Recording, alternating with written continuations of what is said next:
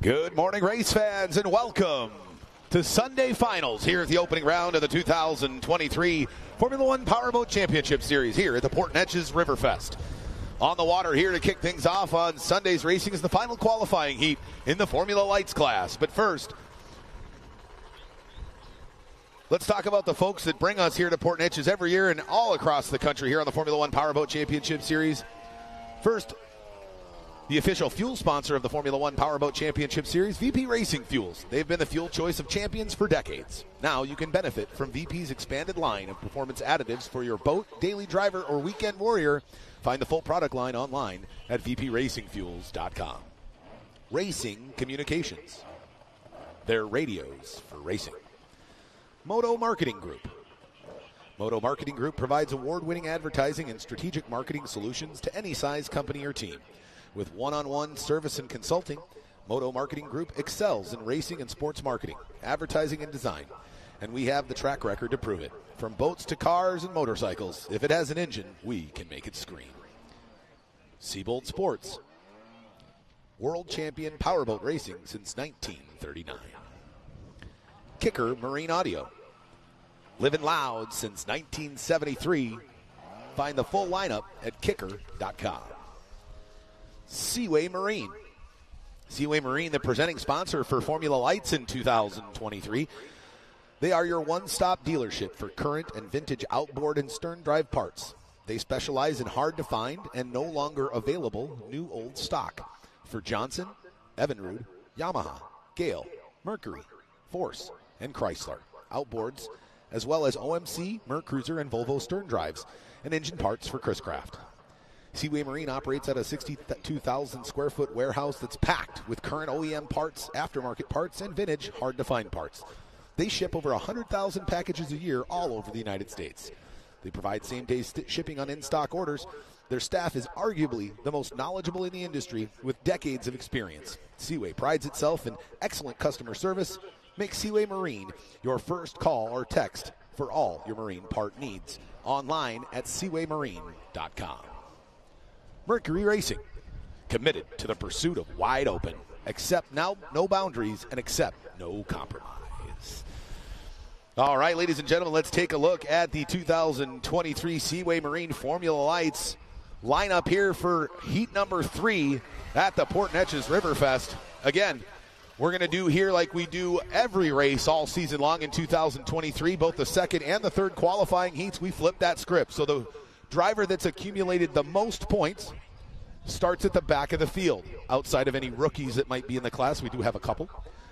The driver with the least amount of points that isn't a rookie will start on pole. This forces those top drivers through heats 1 and 2 to really drive their way through the field to really show that not only they can run a fast lap, but they can also navigate their way through traffic and really deserve that pole position for our main event later on this afternoon. Let's take a look at our starting lineup here in the Formula Lights class for qualifying heat number 3. After some engine issues in heat 1, as well as discovering a small hole on the inside of the tunnel, the 18 of Jason Nelson was unable to run in heat 2, so he finds himself on the pole here in heat 3. The young man out of Atlanta, Georgia, running for Wyatt H. Nelson Architects, the number 18 of Jason Nelson. Second off the start pontoon here in qualifying heat number 3, out of Vienna, Austria, running for Macaulay & Son Racing, number 42, Hans Macaulay. Third off the start pontoon, part of their Liquid Revolutions racing team, running for Liquid Molly and Texas First Bank, out of Port Charlotte, Florida, number 66, Randy Parch. Coming fourth off the start pontoon, running for Extreme Paint, Auto Body and Marine, and Latitude Dispensary, Peterson Racing, out of Stacy, Minnesota, number 14, Tyler Peterson. He got banged up yesterday in a collision with the 17 of Chris Hughes. Let's see if he can overcome that today. All right, we are ready to rock and roll here for heat 3. 1 minute drivers, 1 minute, with the 18 of Nelson on the pole, followed by the 42 of Macaulay, the 66 of Randy Parch, the 14 of Tyler Peterson. Then it's the 2 of Travis Thompson in that Thompson Racing Machine. The 26 of Steve Lee. 50 seconds, drivers, 50 seconds. The first half of the Mike Scott Plumbing Racing team out of Ocala, Florida. 40 seconds, drivers, 40 seconds. Then we've got the 21 of Jose Mendaña Jr. The other half of that Mike Scott Plumbing Racing team. 30 seconds, drivers, 30 seconds. Then it's the 35 of Mark Schmierbach, who's got a clean sweep in qualifying heat so far this weekend. And then our rookies, the 24 of Shelby Love and the 78 of Marshall Gildermaster. Let's see what our final lineup's going to look like for the main event later on this afternoon. 20 seconds, drivers, you're under starters' orders. He drops the flag, and these two-stroke, two-cylinder OMC 45 cubic inch motors come roaring off the beach there. The 66 of Randy Parch squeezing out the 42 of Hans McCauley pre-commitment buoy. That could cause some issues here as they go down into the first turn. Look at the 35 of Schmierbach go way wide to the outside. He's trying to sweep him wide as the 18 of Jason Nelson hugging it tight down into turn number 3. As he comes off turn 4, sweeping it beautifully, packing air under that Pew Design Screaming Eagle Formula Light as he hammers it down the front stretch with the 14 of Tyler Peterson moving up a few spots. And look at the 35 of Mark Schmierbach. The Greenfield, Wisconsin native running for Pizza Inn's already up in 3rd position, coming off of lane 7 through the middle of the course, and now he's going to be slugging it out, trying to catch the 14 of Tyler Peterson. As the 8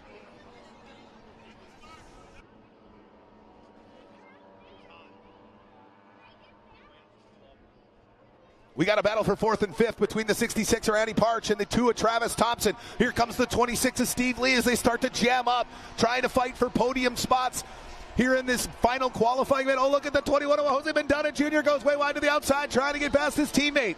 But the 18 of Jason Nelson out in front now, opening up a lead over the 14 of Tyler Peterson and the 35 of Mark Schmierbach. But that battle for 4th, 5th, 6th, and 7th is an absolute dogfight down there on the south end of the course. Here comes the 21 of Jose Mendana Jr. goes wide to the outside with that Mike Scott plumbing machine on the side, trying to get up and catch the 2 of Travis Thompson as they go down the back straightaway. Our leader of 18 of Jason Nelson comes out of turn number 4 in lane 2, lays that nose down and packing air under that Formula Light machine, 65, 70, 75 miles an hour as he gathers speed down the front stretch. Sweeping it now down into turn number 1. The 14 of Tyler Peterson goes wide. Now the 35 of Schmierbach hugging it tight. We've got 3 boats separating themselves from the rest of the field here as it looks like the 66 of Randy Parch is holding off the 2 of Travis Thompson and the 21 of Jose Mendana Jr. as they go side by side down into turn number 1. They come off 1 now out of the exit turn in turn 2. The 2 of Thompson stand tight to the inside. The 21 of Mendana pushing hard, trying to keep that Grand Prix Hull's top speed up. And things struggles when it goes tight, pin to pin in the corners. That's forcing him to go wide way around the course.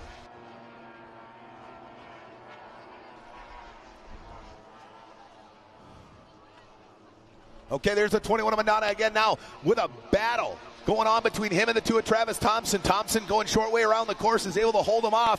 Will the 21 of Mendana able to gather enough speed coming down the straightaway? They go side by side into turn 1.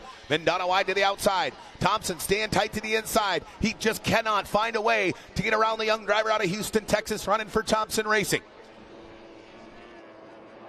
The 18 of Jason Nelson now starting to move his way down the front straightaway, and he's eyeing up the 78 of Marshall Gildermaster, the Spring Branch, Texas native, and a rookie here in 2023, and he's hoping to put a boat between himself and the 14 of Tyler Peterson here in the 3rd and final qualifying heat in Formula Lights.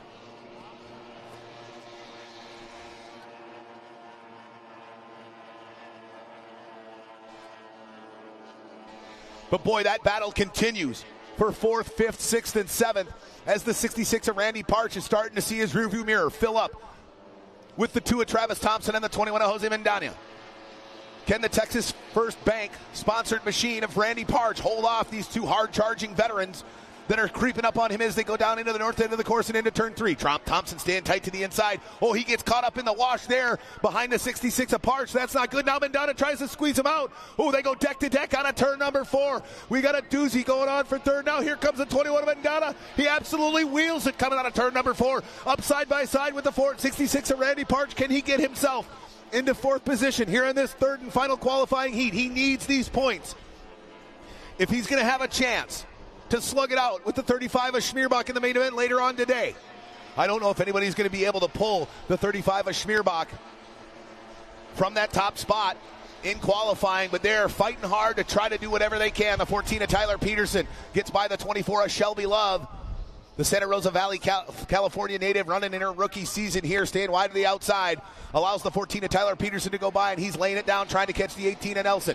Now 21 of Mendana finally getting by the 66 of Parch. He's got the overtake. Let's see if he's going to take that wide line. He leaves a lane for him, but he's able to clear the 66 of Parch. And the 21 of Mandana finally moves a couple of spots up and gets into that 4th position here in the 3rd and final qualifying heat in Formula Lights.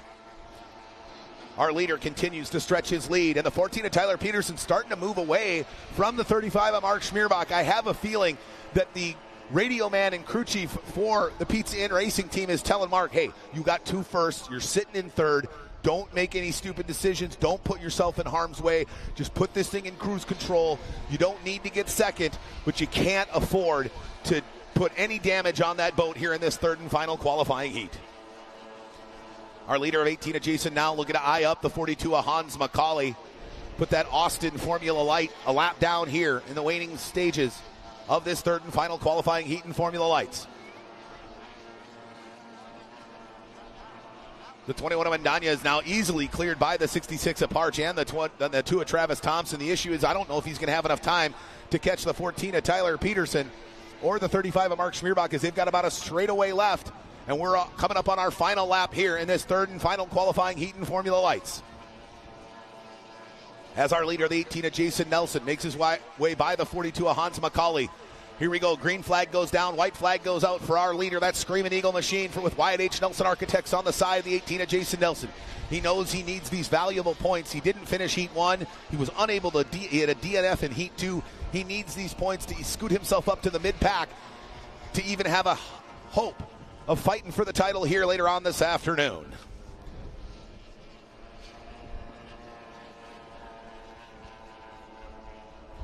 As our leader comes down into the final 2 turns, he goes into turn 3, sets it tight off at 3, now puts it back up on its tail, working his way out of turn number 4, trying to find clean water. He comes way wide out of turn lane 4 as he comes crabbing it out of turn number 4. Ladies and gentlemen, put your hands together, taking a checkered flag in qualifying heat number 3 out of Atlanta, Georgia, number 18, Jason Nelson. Finishing in 2nd with a solid run there after some severe damage yesterday, the 14 of Tyler Peterson, and rounding out the podium here in the 3rd and final qualifying heat, the 35 of Mark Schmierbach. As we wait for the rest of the field to compete, because the 2 of Travis Thompson and the 66 of Randy Parch did such a great job holding off the 21 of Jose Mandana Jr. He's now just finally crossing the start-finish line in 4th position, followed by the 66 of Randy Parch in 5th, the 2 of Travis Thompson in 6th, the 26 of Steve Lee in 7th, the 42 of Hans McCauley in 8th, the 78 of Marshall Gildermaster in 9th, and rounding out the field here in the 3rd and final Formula Lights heat is the 24 of Shelby Love. Down 1 boat here in Formula Lights for heat number 3. As those of you who are watching yesterday or here yesterday, the 17 of Chris Hughes got into it with the 14 of Tyler Peterson after he got spun out in the opening corner by the 35 of Mark Schmierbach. And due to extensive damage to the safety cell on his Formula Light, his weekend was over before Sunday even came about. But what a great run it was there. Hopefully we have a chance to chat with the 18 of Jason Nelson and see what's going on with that young driver out of Atlanta, Georgia here, now that he's got his boat repaired in Formula Lights. Dragon Industrial Wrap. Professional engineering designed carbon fiber wrap with 2-part epoxy resin. Their carbon fiber kits reinforce piping and vessels to their design strength to prevent unplanned outages and prolong the lifespan of your equipment. ISS Leak Sealers. Leak Sealers has joined Industrial Specialty Services, creating the preeminent technical engineered service provider in the United States. Their impeccable safety record, engineering expertise, and fabrication capacity makes them the #1 provider of on-stream technical engineered services in the United States. Christus Health, St. Elizabeth. Your health, your life, our purpose. Del Papa Distributing. Del Papa Distributing's good name leaves a lasting legacy. From a single grocery store to a distributorship spanning 17 counties with 375 employees, Del Papa Distributing has been delivering high-quality brands and service along the Gulf Coast of Texas for over 100 years. Committed to community, stylistic diversity, and quality, they are honored to serve a wide range of high-quality brands of beer. Classic Chevrolet. Texas, the largest state in the continental U.S., and they know y'all drive a lot. That's why they offer a variety of car-related services to the greater Port Neches and Beaumont communities. Whether you're interested in a new car, truck, or SUV, or you need service on the vehicle you already own, they're here for you. Let Classic Chevrolet be your used car dealer, your new car depot, your service center, and more.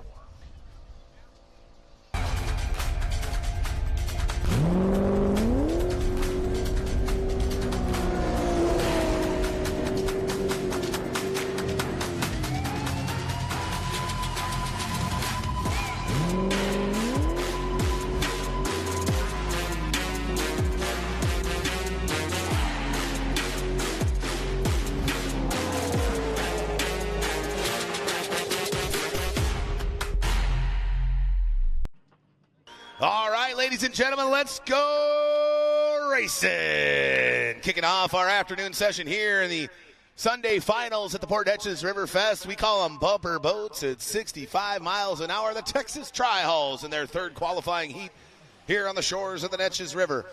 It was a knockdown drag-out, as it always is, in the Texas Tri-Hull division of the Formula One Powerboat Championship Series that saw the 17 of Neil Marsh sitting in the catbird seat for the main event as it sits so far. But that doesn't mean things could change drastically here in heat number 3.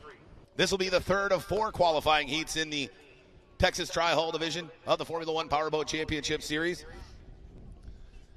As we do every time, we're going to go side by side, 2 by 2 here in the Texas Tri-Hull reverse order of points so far. So the dude, the man out of Hemlock, Michigan, the 17 of Neil Marsh, is going to have to start from way in the back here in the Texas Tri-Hull Division's qualifying heat number 3. See if he can motor his way through the field and end up with another podium finish here in qualifying like he did yesterday. Let's take a look at our starting lineup for this third of 4 qualifying heats in the Texas Tri-Hulls. There we go. All right. Sorry about that little technical difficulty with our sound system. Let's take a look at the starting lineup here for qualifying heat number 3 on the inside of row 1. Out of White Wright, Texas, running for BW Customs and Automotive, number 63, Aaron Green.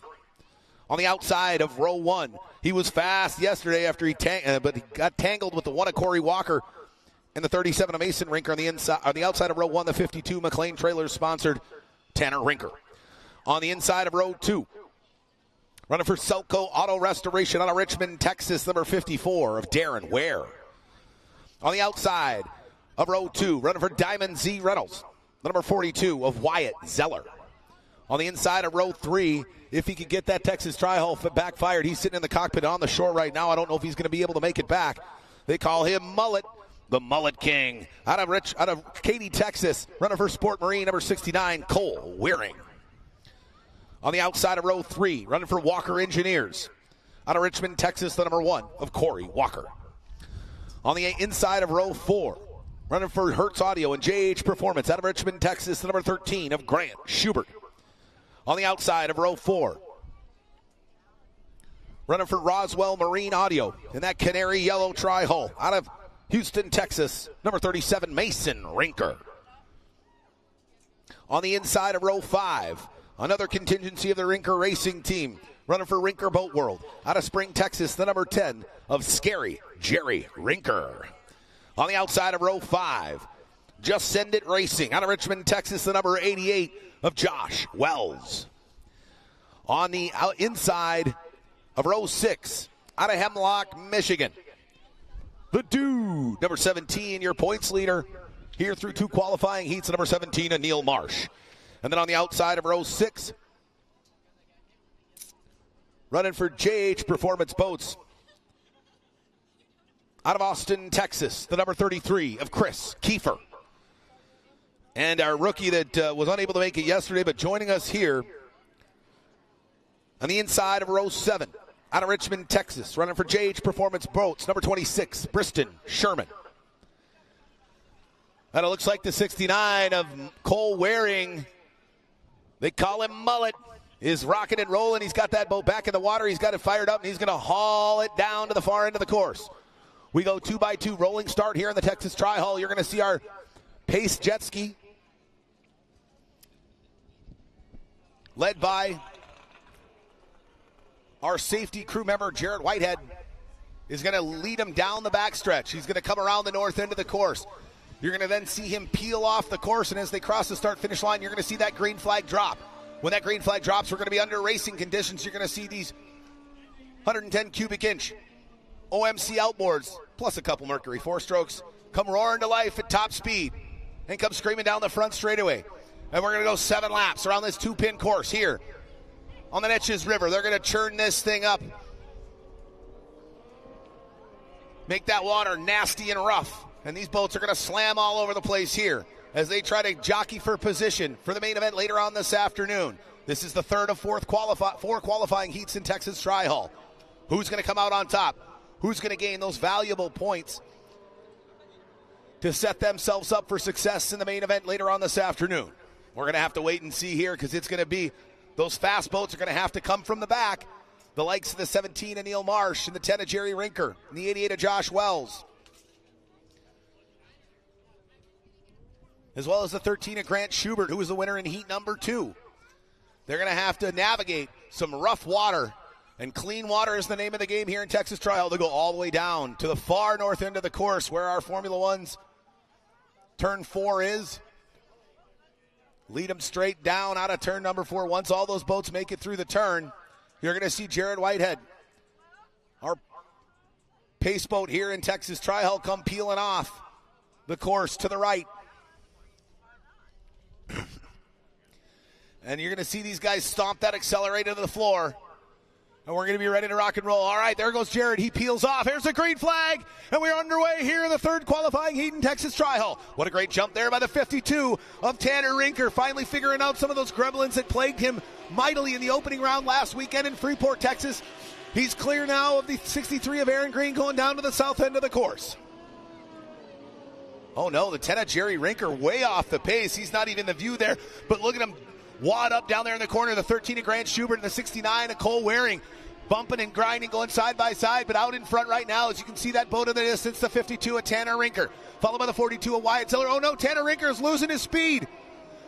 Another gremlin rears its ugly head for the young man out of Spring, Texas. And now he's side by side with the Diamond C Reynolds 42 of Wyatt Ziller. Oh, getting together. There was the 13 of Grant Schubert. Oh, look out. Oh, no, that's Aaron Green getting together with Darren Ware. They go 6 wide down the front straightaway as the top 2 boats start to pull away. Oh, my lordy, we got a doozy on our hands here as they go down to the south end of the course. Look at that, 4 wide in the corner. On the inside, it's the 13 of Schubert, then the 54 of Ware, the 37 of Mason Rinker in the middle. And here comes the dude, Neil Marsh, crossing over the wake of the 37 of Mason Rinker. Now moving side by side with the 88 of Josh Wells. Oh, and there goes the one of Corey Walker's getting wadded up in the middle there between the 54 of Ware and the 13 of Schubert. Schubert now hugs it tight to the inside. And what happened to the 52 of Mason Rinker? The problems continue for the young man out of Spring, Texas. He's now shuffled all the way back to 5th position. There's the 54 of Darren Ware sitting in 2nd, starting to pull away from the 37 of Mason Rinker. Now Ware creeping up on the outside hip of the 13 of Grant Schubert as they go down in the south end of the course. Zeller takes a hard pounding hit coming out of the exit of turn 1 down there on the south end of the course. There's the dude, Neil Marsh. Great overhead shots from our drone footage. If you're here in Port Neches, make sure that you check us out on our YouTube channel or Facebook. You can see some unbelievable overhead and close shots of these Texas Tri-Halls here on the shores of the Neches River. The 13 of Schubert still to the inside, going side by side with the 54 of Darren Ware, but it's all Wyatt Zeller. Look at Ware now pulling wide to the outside. He's got him covered, coming wide to the outside. Can he make that move stick as they go down to the south end of the course? We've got first through fourth separated by less than a quarter of a second here in this Texas Tri-Hall. And there comes the dude, Neil Marsh, sneaking down to the inside. Now he's got to cross over the wake of the 13 of Schubert. That's going to cost him some speed. The 37 of Mason Rinker now working his way up to try to fight with the 13 of Grant Schubert for that third and final spot on the podium. But right now, the 42, Diamond C Reynolds of Wyatt Zeller, fighting hard to keep himself out front here. The problem with Texas Trials, one wrong move in that corner, you can go from first to fifth in a heartbeat. The 17 of Neil Marsh now making his move wide down to tight to the inside. As the rest of the field goes wide to the outside, he's starting to creep up on the 13 of Grant Schubert. Now Schubert starts to make his move as he climbs back up on the deck of the 54 of Ware as they go fighting down in the south end of the course. Zeller taking it wide to the outside now. Ware forced back down to the inside. Here comes the 17 of Neil Marsh. What a move by the dude. He goes down inside. Can he get side by side up with the 37 of Rinker? No, he's got to shuffle back, walk his way through the wake of both the 37 of Mason Rinker and the 13 of Grant Schubert. Nowhere to go for the man who's sitting in the catbird seat right now through two heats. Will he remain there after three as they go banging around turn number one on the north end of the course? The 42 of Zeller now looks like he's going to get by the 10 of Jerry Rinker. Very weird to see the 10 of Jerry Rinker lapped here in this Texas Tri-Hull class, and it looks like we lost a boat. Looks like possibly the 63 of Aaron Green has gone dead in the water down there on the south end of the course, just outside of turn 1. Same with the 69 of Cole Mullet Waring. We lost a couple of boats here early on in this Texas Tri-Hull Heat 3 qualifier. The 42 of the 42 of Wyatt Zeller. No, we're about 6 laps in. Here comes the white flag. Will the 37 of Mason Rinker have enough time? He's moved up into second, but here comes the dude. He's creeped up into a fight for second with the 37 of Rinker. We got a drag race down the front straightaway. On the outside, it's the 37 of Mason Rinker. On the inside, it's the 17 of Neil Marsh. Marsh makes a great move. Thread the needle down there into the south end of the course. Can he come out of turn number 1? In second position. Oh, can he make a move for the lead as the dude Neil Marsh goes side by side in between the 42 of Zeller and the 37 of Rinker. We got a drag race down the backstretch. The dude in the middle now moves wide to the outside, trying to keep the RPMs up on that Texas Tri-Hull. He goes just outside the outside deck as they come out of turn number 2. Down the front straightaway, we got side by side as they cross the start-finish line.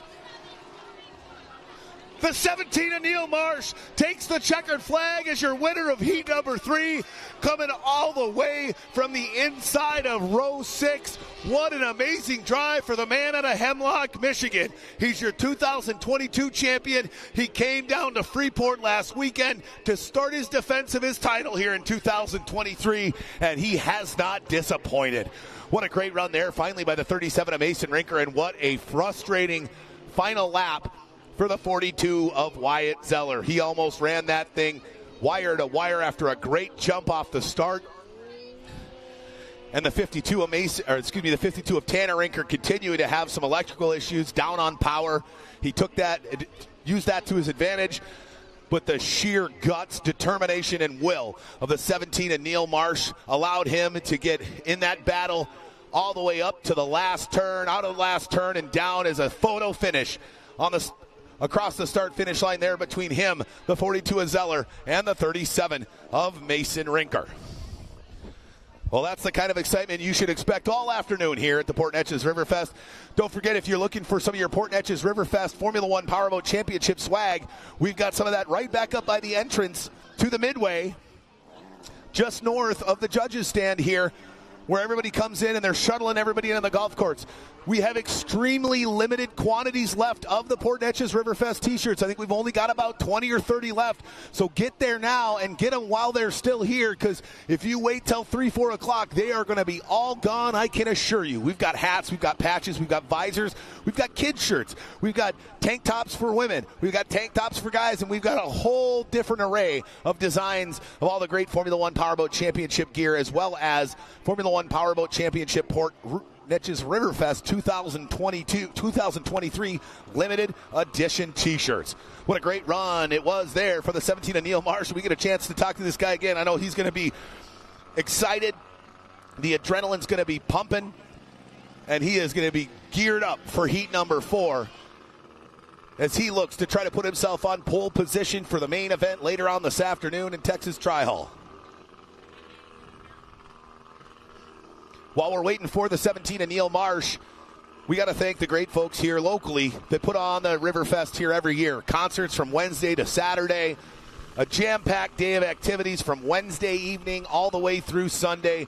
There aren't very many communities in the entire United States that I've been to throughout all the years I've been doing boat racing that put on a show like the Port Neches Riverfest does, and it's because of the great folks at the Neches Federal Credit Union. Port Neches Federal Credit Union, surcharge-free ATMs. You shouldn't have to pay a fee on your own money. Their Empower program also teaches kids as young as 8 years old important skills to learn, earn, and save. An equal housing lender, federally insured by the NCUA. Find them at netchesfcu.org. They are here to serve you with 8 locations throughout the greater Port Neches community. ISS Leak Sealers. Leak Sealers has joined Industrial Specialty Services, creating the preeminent technical engineered service provider in the United States. Our impeccable safety record, engineering expertise, and fabrication capacity makes us the #1 provider of on-stream technical engineered services in the United States. Classic Chevrolet. Texas is the largest state in the continental United States, and they know you guys drive a lot. That's why they offer a variety of car-related services. Whether you're interested in a new car, truck, or SUV, you need service on the vehicle, or you need service on the vehicle you already own. They're here for you. Let Classic Chevrolet be your used car dealer, your new car depot, service center, and more. Del Papa Distributing. Del Papa Distributing's good name leaves a lasting legacy from a single grocery store to a distributorship spanning 17 counties with 375 employees. Del Papa Distributing has been delivering high-quality brands and service along the Gulf Coast of Texas for over 100 years. Committed to community, stylistic diversity, and quality, we are honored to serve a wide range of the highest quality brands of beer. Christus Health, St. Elizabeth, your health, your life, our purpose. All right, and that's all the great local sponsors here as we continue to wait for the 17 and Neil Marsh. Looks like he hasn't made it in yet. Our series sponsors here in 2023. Kicker Marine Audio. Living loud since 1973. Find them at kicker.com. Excel Sports, official apparel provider of the Formula One Powerboat Championship Series. Your passion drives us to excel. JH Performance Boats. Custom, handcrafted, shallow water bay boats built with the highest quality materials. Racing Communications. They're radios for racing. Moto Marketing Group. Moto Marketing Group provides award-winning advertising and strategic marketing solutions to any size company or team with one-on-one service and consulting. Moto Marketing Group excels in racing and sports marketing, advertising, and design. And they have a track record to prove it. From boats to cars and motorcycles, if it has an engine, they can make it scream. Find them at motomg.com. Seabolt Sports, world champion powerboat racing since 1939. VP Racing Fuels, the official fuel sponsor of the Formula One Powerboat Championship. Find their full product lineup at vpracingfuels.com. And Mercury Racing, committed to the pursuit of wide open, accept no boundaries, and accept no compromise.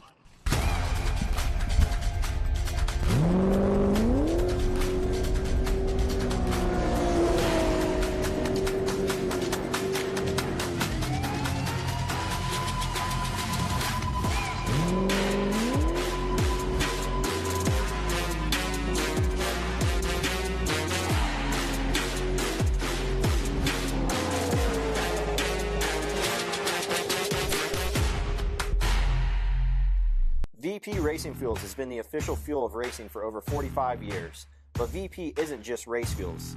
VP offers a wide range of oils, additives, and our new Stay Frosty coolants to help keep your street car, tow vehicle, or weekend warrior running at its best. VP products are engineered to keep your vehicle running smooth and looking great for your daily commute. With our octane boosters, fuel treatments, and quick detailing products. Explore VP's full product line at vpracingfuels.com. Attention in the pits. Attention in the pits. Formula One's to the ramp now. Attention in the pits. Attention in the pits. Formula One's to the ramp now. All right, ladies and gentlemen, joining me now, they call him the Dude, your defending champion from 2022. Just put on a show for everybody here in Port Neches as well as all over the world. You came from the inside of row 6 all the way to the checkered flag. Now that has got to feel good. I got 3 words. This is for you, Sammy. Here she come, baby. Here she comes. So I forgot to give a shout out to Sam Ordine. He helped me a ton at the house. He is the main crew guy on this spring. Anyways, he worked his butt off to get down here, and he had to plant the field, so he couldn't make the trip down to Texas.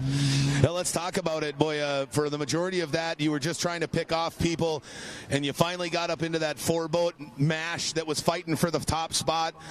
Tell us a little bit about that final lap where you move yourself all the way up from 4th and then nipped everybody with a photo finish there at the finish line to take the checkered flag here in qualifying Heat 3. Dude, the first time I ever tried running a clear shield, I always got a tinted one, and it fogged up on the second lap. I could barely see where I was going. I don't know how I even pulled that off. It was pretty amazing. I was clearing the shield as I was driving on the straightaway. it was nothing but whitewash and a whole bunch of steering wheel. Yeah, it looked like the 42 of Zeller and the 37 of Rinker just chose like lane 1 and lane 3. They left that middle lane wide open, and you just kind of squeezed yourself in there. What does that do for your confidence here for the rest of the afternoon before we get ready for the main event later on today? Just keep all the sides on that thing and not get banged up in this next heat, man. Stay alive and make it to the final, man. It's a heck of a show. Right on. Well, hey, we'll let you guys get back and get ready for that fourth and final heat where you try to seal the deal for pole position later on this afternoon. Congratulations, Neil. Thank you, man. I just got one more thing. You guys want to go racing, you call John Schubert at JH Performance. He's got a brand new boat sitting down there. You can sit in it right now. You can race in the final if you want to. So give him a shout, JH Performance, man. They build the best race boats out there. Right on. Thanks, Neil. Congratulations. That is the 17 of Neil Marsh, the man who took the checkered flag from almost last on the grid here in qualifying heat number 3. He's looking to seal the deal and put himself on pole position for our main event in Texas Tri-Hall later on this afternoon. Up next, we've got the third and final qualifying heat in the Formula One class, starting with Group A, then Group B, and we're going to set our final starting order for their main event to wrap up racing action later on today here at the opening round of the 2023 Formula One Powerboat Championships here at the Port Neches Riverfest. All right, race fans, we're getting lined up and ready to go here for the third and final qualifying heat in Group A in the Formula One class. Let's take a look at our starting grid as we do reverse order of points, as we do at every race throughout the Formula One Powerboat Championship season. I like to call it flipping the script. Worst goes to first, first goes to worst. So let's take a look at our reverse order of total points here for qualifying heat number 3. On the pole out of Richmond, Texas, running for Yates Racing and JH Performance Boats with that APX 200 competition 4-stroke on the back of that chartreuse and black composite craft, the number 99 of Travis Yates. Second off the start pontoon out of Toledo, Ohio, running for Gytech Motorsports and Erie Marine Supply, number 41, Bumpin' Bobby Briggs. Third off the start pontoon, the man out of Innisfil, Ontario, Canada, running for Crystal Clear Wiper Blades, number 94, Rusty Wyatt. Fourth off the start pontoon in that brand new Hoffman Composite Formula One with another APX competition 4-stroke V6 Mercury on the back out of Paw Paw, Illinois, number 62, Chris Fairchild. Fifth off the start pontoon, one half of the Clover Construction Racing Team, and the only one here in Heat 3 is the other driver on the Clover Construction Racing Team is a scratch after going over and qualifying Heat number 2 yesterday. This driver, though, is your defending series champion in Formula One out of Santa Rosa Valley, California, number 24, Spencer Love. Sixth off the start pontoon, one half of the Phase 3 Performance Racing Team out of Richmond, Texas, number 8, Jeremiah Get Out of My Way Mayo. Seventh off the start pontoon, one of the most decorated drivers in Formula One history out of Tampa, Florida, the other half of the Phase 3 Performance Racing Team, number 10, Terry Rinker. Eighth off the start pontoon, the man who sits in the catbird seat fighting for pole position here through 2 qualifying heats. Can he solidify his pole position from 8th off the start pontoon out of Spring, Texas, running for Gregory Law Firm, McLean Trailers, Roswell Marine Audio, number 52, Chris the Real Deal Rinker. And rounding out the field here in this 9-boat split field Group A qualifying heat number 3, the only rookie here starting heat 3 in Group A, coming up from Formula Lights last season, a rookie here in Formula One in 2023, running for Hertz Audio, Snap-on Tools, JH Performance Boats out of Richmond, Texas, number 13, Grant Schubert. All right, and we are ready to go here, ladies and gentlemen. 1 minute, drivers, 1 minute. Will the 99 of Travis Yates get a good jump with that APX 4-stroke and find the inside line and stay out in front here in the opening lap of this third and final qualifying heat in Group A?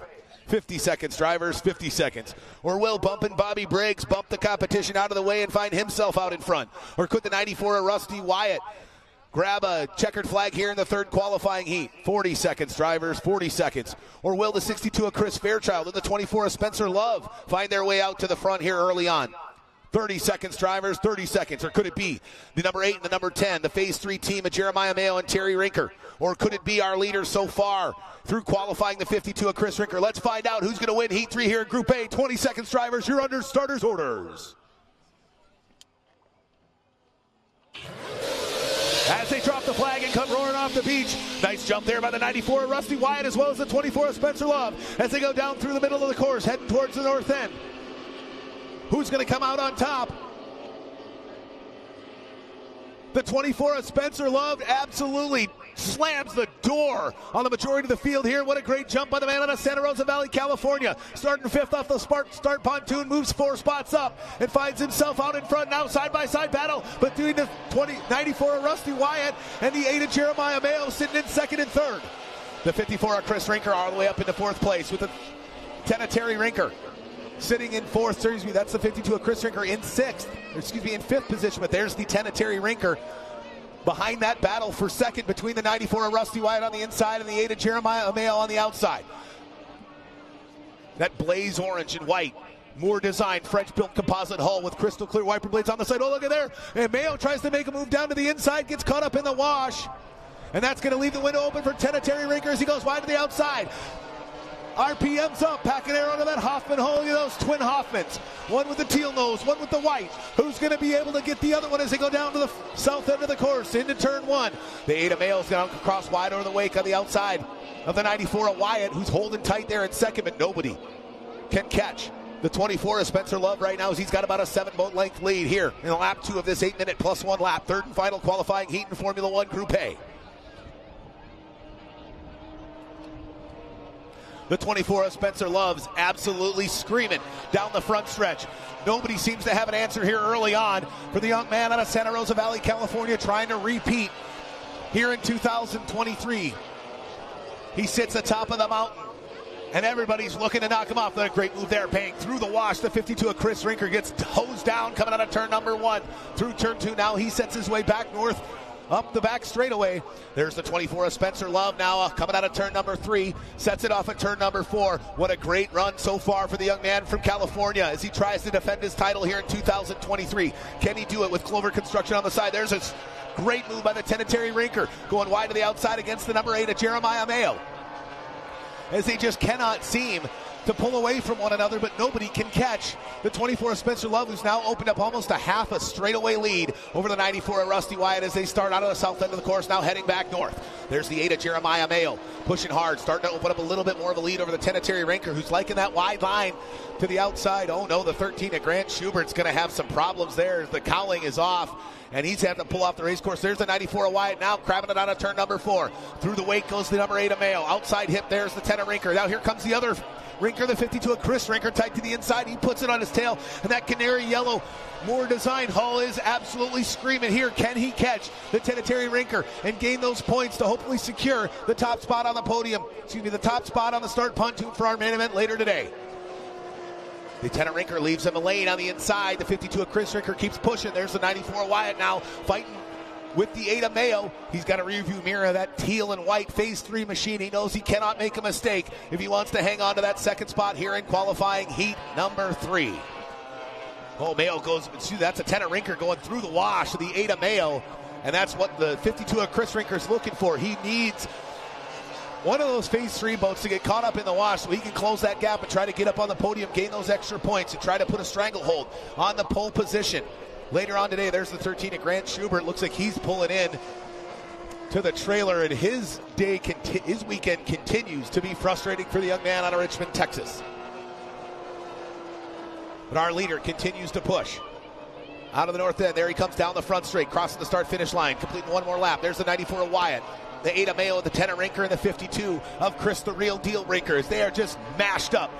Quarter of a second or less between second and fifth here in Group A, as it's the Spencer Love show in the third and final qualifying heat here in Group A, as he's now stretched out almost to a complete straightaway lead over the rest of the field. There we see the 62 of Chris Fairchild go by on that APX 4-stroke composite, not having the best weekend, but had to thrash to get that thing together at the last minute due to some unforeseen mechanical issues with that Hoffman Composite F1. Now we got a side-by-side battle with Mayo on the outside. Now Rinker switched it up and he goes down to the inside as they're side-by-side down the front straightaway. Who's going to be able to make it down into turn number 1 in that third position? Will it be the 8 of Mayo wide to the outside as he's got overlap on the 10 of Rinker? They sent it down to the turn, but he does not make a good enough turn to be able to get by the 10 of Rinker, and Rinker now moves up into that third position and on the podium. There's that veteran presence for you. The 8 of Jeremiah Mayo, a young gun here on the Formula One Powerboat Championship Series, just does not have the experience that the 10 of Terry Rinker has. He used that to his advantage there, coming out of turns 3 and 4. Now with the 8 of Mayo, he had an opportunity to dive down inside. He chose not to take it. And he stays behind the 10 of Terry Rinker as they go down the front straightaway. You've got 14 laps completed in this 8-minute plus 1 lap Formula One event here in the final qualifying heat of Group A. Oh, the 8 of Mayo just gets absolutely doused coming out of turn number 2. And here comes this 52 of Chris, the real deal Rinker. He's better watch out as Rinker's creeping up wide on his outside. Mayo's got to hang on for dear life as they go down the back straightaway. Can he hold on to that 4th position as the 52 of Chris Rinker is pushing hard to overtake him here in the waning stages of this 3rd and final qualifying heat in Formula One Group A? There's that Roswell Marine Audio McLean Trailers Machine, Gregory Law Firm on the nose, pushing hard, trying to bring some hardware home for the Gregory Law Firm, his great local sponsor for the numerous years here on the Port Neches Riverfest. The 8 of Jeremiah Mayo now goes wide to the outside. Here comes a move on Rinker down and tight to the inside. Just outside the left hip of that 8 of Jeremiah Mayo, trying to stay out of the wash as they go down into turns 3 and 4 on the north end of the course. Will he shut the door on the 52 of Rinker? No, he chooses to go wide to the outside. Here comes Rinker down tight to the inside. Mayo crabs it on its tail, sweeping it out of turn number 4. Now he shuts the door. The 52 of Rinker's got to cross through the spray, and that's what the 8 of Mayo needed to keep the 52 of Rinker at bay here as they fight for 4th.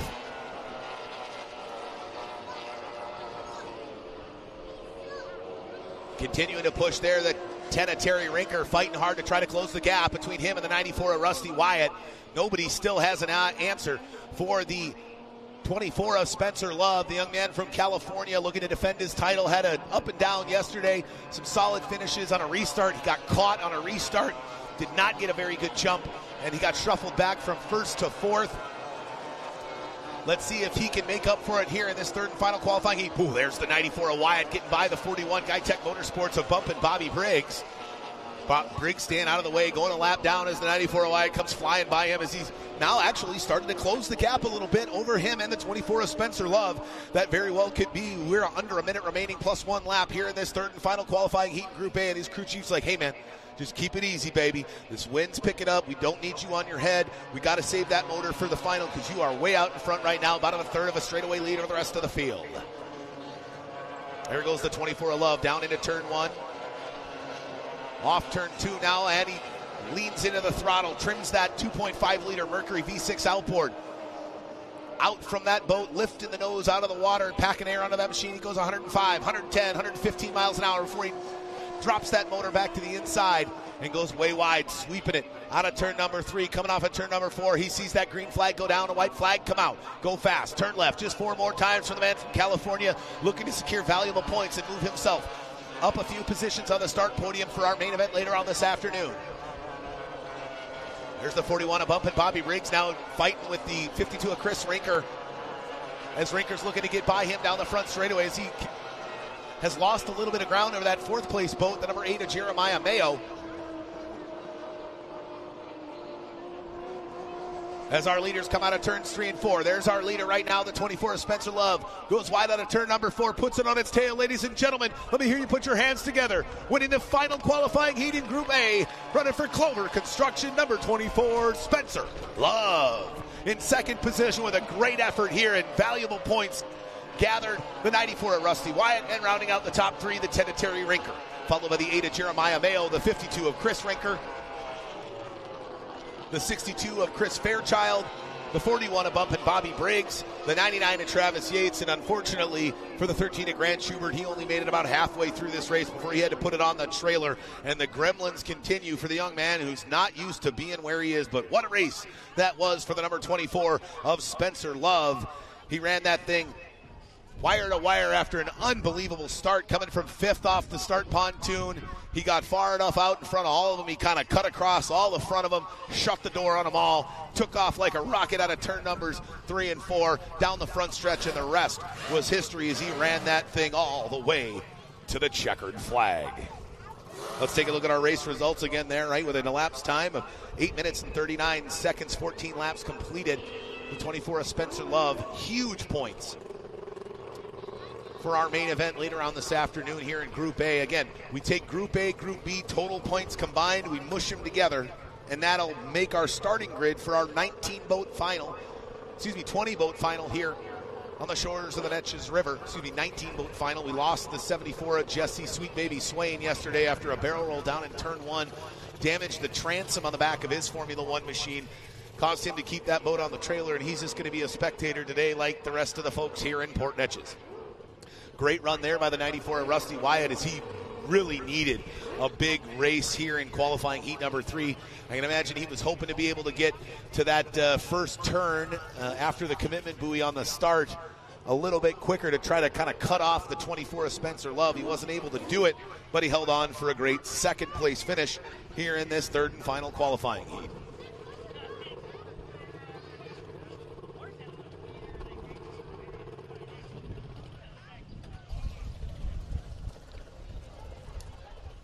And up next, ladies and gentlemen, we've got Group B's final qualifying heat here, and that will set our grid for the main event in Formula One.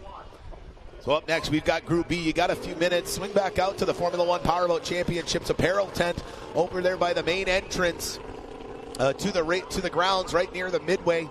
Debbie Seabold and the team providing you all the awesome Formula One Powerboat Championship swag. We've even got some limited edition 2023 Port Neches Riverfest Formula One Powerboat Championship shirts. Very limited quantities. I stopped by there a little bit earlier today. I think we had about 25 or 30 shirts left. They very well could be gone by now. You can only get them here, and you can only get them this weekend. One time and one time only. Grab that shirt, and maybe, just maybe, after racing's done today, you can get a Sharpie in hand and get some great autographs from all the phenomenal Formula One drivers, Formula Light drivers, and Tri-Hull drivers here that have come down to Port Neches, Texas for the opening round of the 2023 season. All right, while we wait for the 24 of Spencer Love to make his way out of the cockpit, our local sponsors here on the Riverfest, what a great group they are. We love having them every year. We hope to see even more of them next year, and hopefully this helps. Classic Chevrolet. Texas is the largest state in the U.S. We all know that. And, well, when it takes you longer to get across this state than it does multiple states in other parts of the country, we know you drive a lot. That's why they offer a variety of car-related services. Whether you're interested in a new car, truck, or SUV, or you even need service on the vehicle you already own, they're here to help. Let Classic Chevrolet be your used car dealer, your new car depot, and your service center, and more. Del Papa Distributing, serving 17 counties with 375 employees for over 100 years on the Gulf Coast of Texas. Committed to community, stylistic diversity, and quality, they are honored to serve a wide range of the highest quality brands of beer. Port Neches Federal Credit Union. Surcharge-free ATMs. You shouldn't have to pay a fee on your own money. Find all the details out, all their great programs at nechesfcu.org. Dragon Industrial Wrap. Professional engineering design carbon fiber wrap to prevent unplanned outages and prolong the lifespan of your equipment. Krista's Health, St. Elizabeth. Your health, your life, our purpose. And ISS Leak Sealers.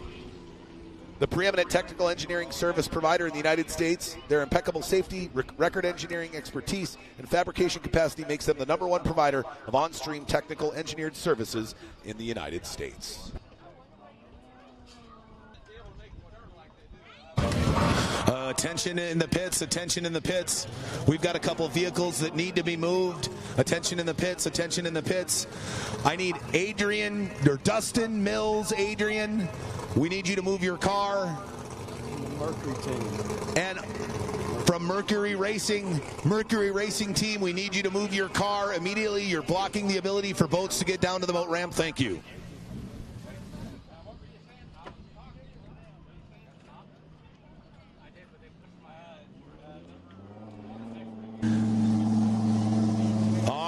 race fans, joining me now, the man who had an unbelievable start there in qualifying Heat 3 and ran that thing from lap 1 to the end out in front, the 24 of Spencer Love. I know it's been a long weekend for you, Spencer. Your rookie teammate's been on his head a couple of times. You got your daughter running in Formula Lights. And you had a little bit of a redemption after that restart yesterday. Let's talk a little bit about what allowed you to get out in front here early on and gain some valuable points in this final qualifying heat in Group A. Yeah, and on top of all that, one of our main guys, Bill Rucker, isn't here this weekend. We're definitely missing him, but I don't know. On the other hand, it's probably good he's not here because it's worn us out this weekend. So, I don't know. We'll be ready for you when you come back, Bill, make things smoother. So, we're missing you.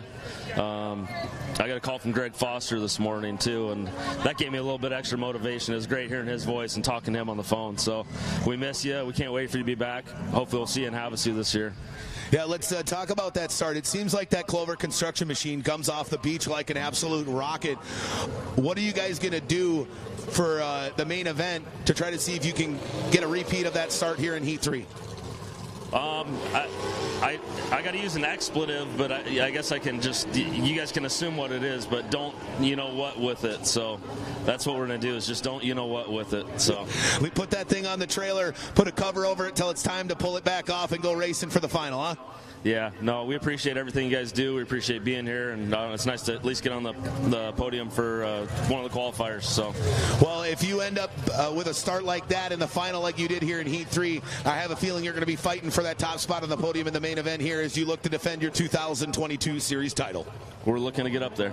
Right on. Congratulations, ladies and gentlemen. That's the 24 of Spencer Love, your series champion from 2022, looking to go back-to-back here in 2023. He got valuable points, and that's going to wrap up Group A as we've got Group B on the water to set our starting grid for our main event later on this afternoon here at the Formula 1 Powerboat Championships season opener here at the Port Neches Riverfest.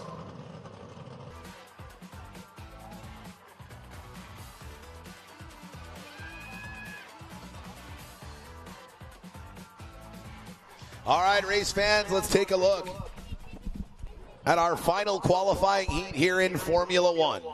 Group B's third and final qualifying heat, and we will have our starting grid set for our main event later on this afternoon. Right now, they're all trying to chase down the 52 of Chris Rinker and the 17 of Dylan Anderson. Anderson is the front runner for pole position as he was the winner in the first two qualifying heats here in Group B.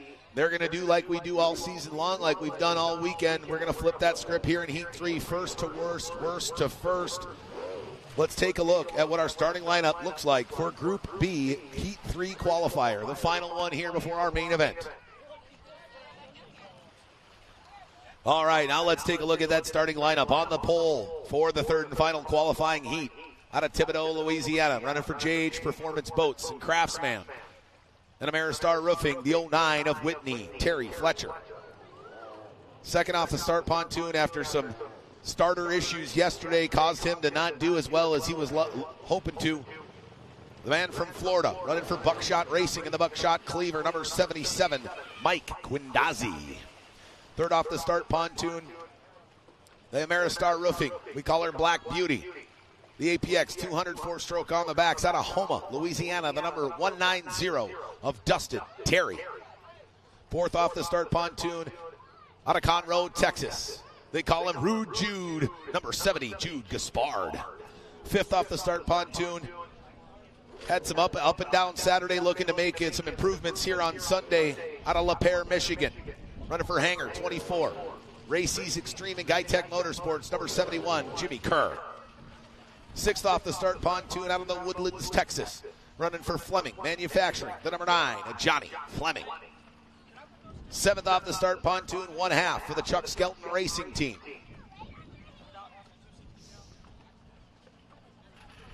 Number 93, R.J. West. Eighth off the start pontoon, and the man who's looking to get pole position here in the Formula 1 final out of Nashville, Tennessee. Running for Anderson Marine, number 17, Dylan Anderson. And our two rookies here in Group B, Heat 3. Ninth off the start pontoon, would have finished possibly third or fourth in Heat 2 if it wasn't for a barrel roll down in turn number 1 in the late stages of qualifying Heat number 2. Out of Michigan, H1 Unlimited driver and now Formula One driver. Number 14 running for Phenom Ventures, Andrew Tate.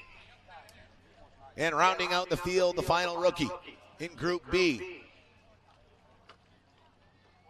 Out of Monrovia, California. Running for Chuck Skelton Racing in Composite Craft. Number 92, Dean Comer.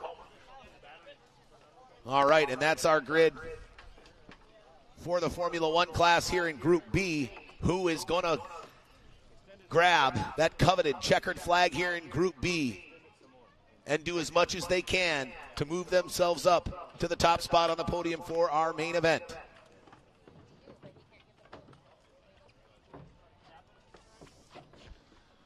Safety crew, sport rescue here, making sure the course is ready to go. We've got all 10 drivers lined up here on the shores of the Neches River.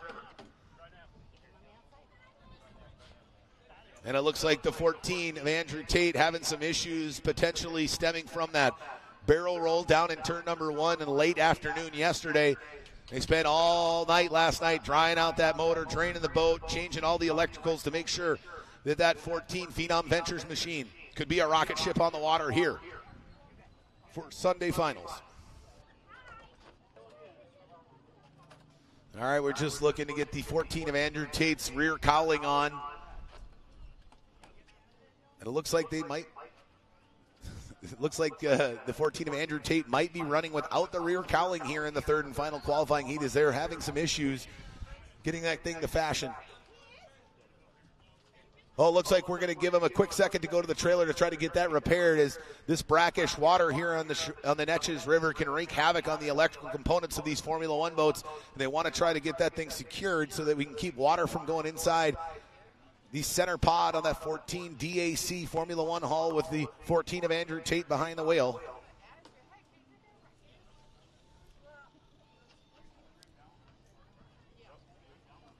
You can see there that rear cowling is off, that center pod.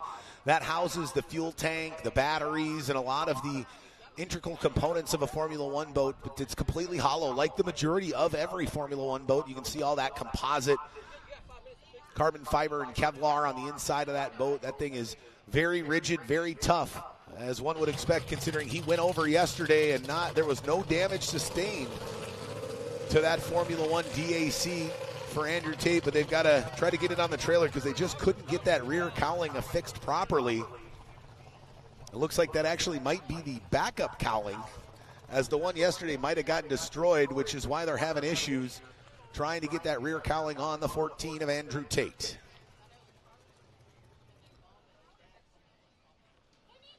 So they pulled the rear cowling out of the trailer, the backup rear cowling. They've got the boat on the trailer quickly.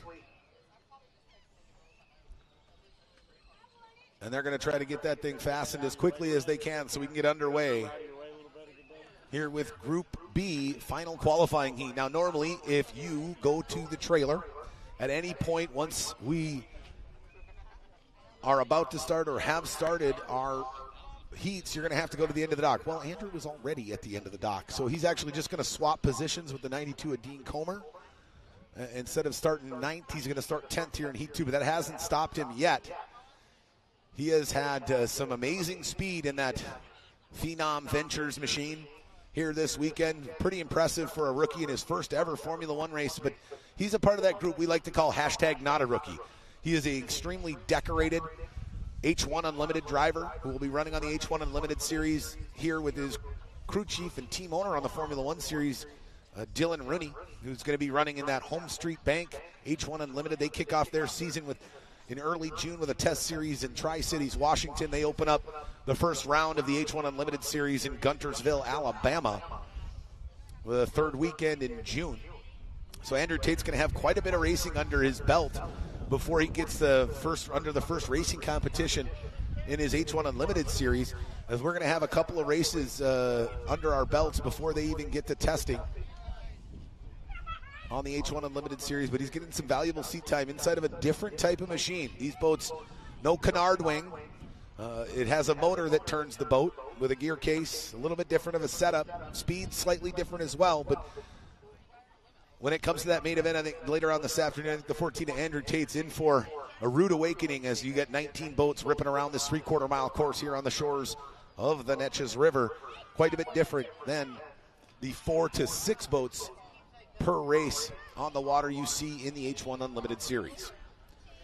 They're working feverishly down there. Looks like the 62 of Chris Fairchild, the consummate professional, always willing to help out any of his fellow competitors down there with his head inside the center pod as they continue to work on that DAC to try to get things figured out to get that rear cowling on the 14 of Andrew Tate.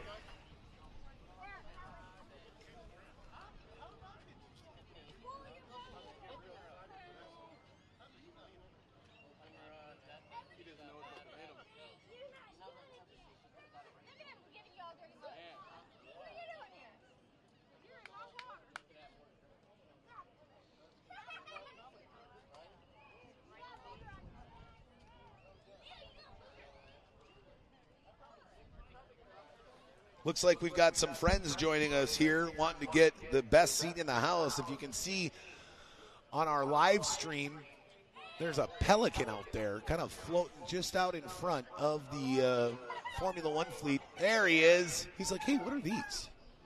These don't look like normal boats I see out here. Well, you better get out of the way, buddy, because you're about to get run over real quick if you don't make it by our start pontoon here. He's just taking a leisurely stroll along the shores of the Neches River, having a great Sunday afternoon, looking for some delicious snacks.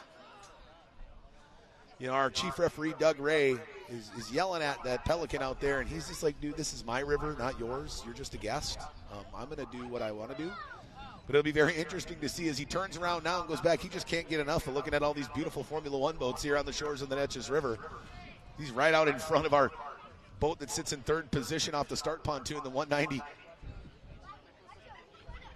of Dustin Terry. Well, looks like we've got to have Jared Whitehead, one of the members of our sport rescue team, going to go chase him down away from our start pontoon. There we go. And he's trying to. No, I don't want to. Fine, I will.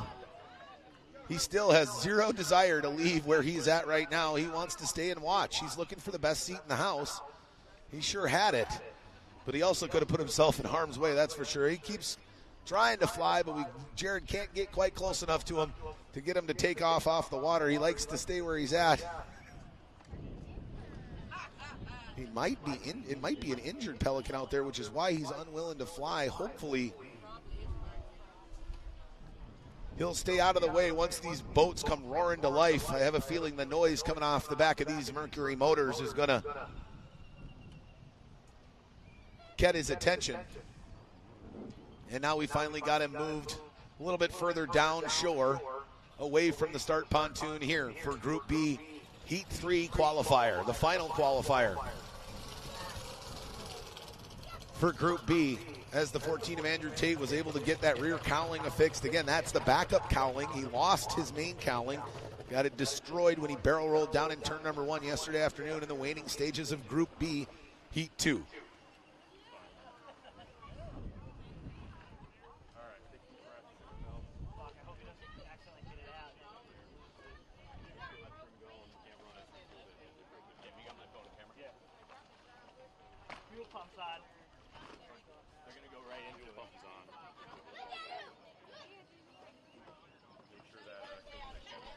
All right, ladies and gentlemen, let's get ready to rock and roll and set our starting grid for the main event here in Formula One later on today with the final qualifying heat in Group B.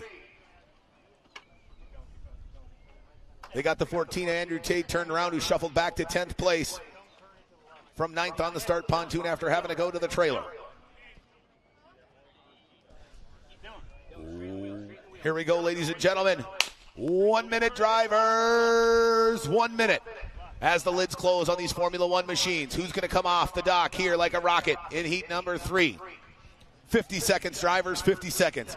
Have the gremlins been figured out by the 77 of Mike Quindazzi? Can he get the whole shot and gain valuable points here in Group B Heat 3 qualifier? 40 seconds, drivers. Or will that APX of Dustin Terry on the back of that Ameristar roofing machine get in the catbird seat here in Heat 3? 30 seconds, drivers. Could it be the 70 of Jude Gaspard, the 71 of Jimmy Kerr, the 9 of Johnny Fleming, or the 93 of RJ West? Let's set our starting lineup for our main event later on this afternoon. 20 seconds, drivers, you're under starters' orders. He drops the flag and they come roaring to life. What a great jump there by the 9 and Johnny Fleming. Fleming must have figured it out yesterday after a rough Saturday for the Fleming Manufacturing team. Who's going to make it? Down to the far pin of the course. What happened to the 9 of Fleming? He laid way back off, and it's the 77 of Mike Quindazzi who comes out in front, sitting second off the start pontoon, now finds himself out in front with the 71 of Jimmy Kerr chasing him as they go down the front straightaway. There's the pickle, the 71 of Jimmy Kerr pushing hard. These smoother conditions, very enjoyable for that Pew-designed Formula One with Jimmy Kerr behind the wheel. There's the 70 of Jude Gaspard now working up. He's got a battle going for second between the 70 of Gaspard and the 71 of Kerr. Now here comes the 17 of Dylan Anderson wide to the outside.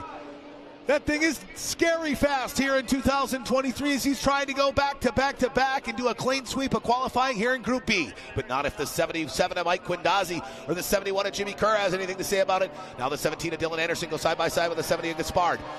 He gets by the 70 of Gaspard, now works his way back into lane 2. Take a look at that starting order. The Gaspard in 4th, the 9 of Johnny Fleming in 5th, the 190 of Dustin Terry in 6th, then the 09 of Whitney Terry Fletcher 7th, RJ West 8th, Andrew Tate 9th, and Dean Comer rounding out the field here. No, sorry, Andrew Tate rounding out the field. He's mired back in 10th. Here comes the 17 Anderson. We got to move for second. Anderson wide to the outside. The 71 of Jimmy Kerr tight to the inside. They go down into turn number 3. Off 3 now out of 4. Kerr staying tight to the inside. He knows he's got to go a short way around the course as the top speed of that Anderson Marine Racing machine is unprecedented here in the opening round of 2023, and he's just going to drag race him down the front straight away. Can he get the overlap as they go down into turn number 1? He goes wide to the outside. The Kerr stays tight to the inside. He's fighting with every ounce of he has. But the 17 of Dylan Anderson's got too much raw power for the 71 of Jimmy Kerr as he motors right by him, coming out of turn number 4 down the back straightaway with his eyes set on the number 77 of Mike Quindazzi, our leader here, as we've got 6 minutes remaining, plus 1 lap in this final qualifying heat in Formula One before we set our starting lineup for the main event later on this afternoon. The 77 of Quindazzi now moving his way out into turn 3, trying to dirty up the water. He's going to go back to the pin. No, he chooses to stay wide, forcing the 17 of Anderson way wide to the outside. Comes off of turn number 2. He's going to have an absolute dogfight in his hands here right now as the 17 of Dylan Anderson works up the outside of the rooster tail. They go deck to deck, side by side. Nose to tail down into turn number 3. Quindazzi's continuing to force the 17 of Anderson wide. There's Anderson off his back right hip. Sweeping it out of turn number 4, puts it on its tail.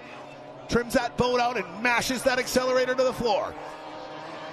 105, 110, 115 miles an hour as they work their way down the front stretch.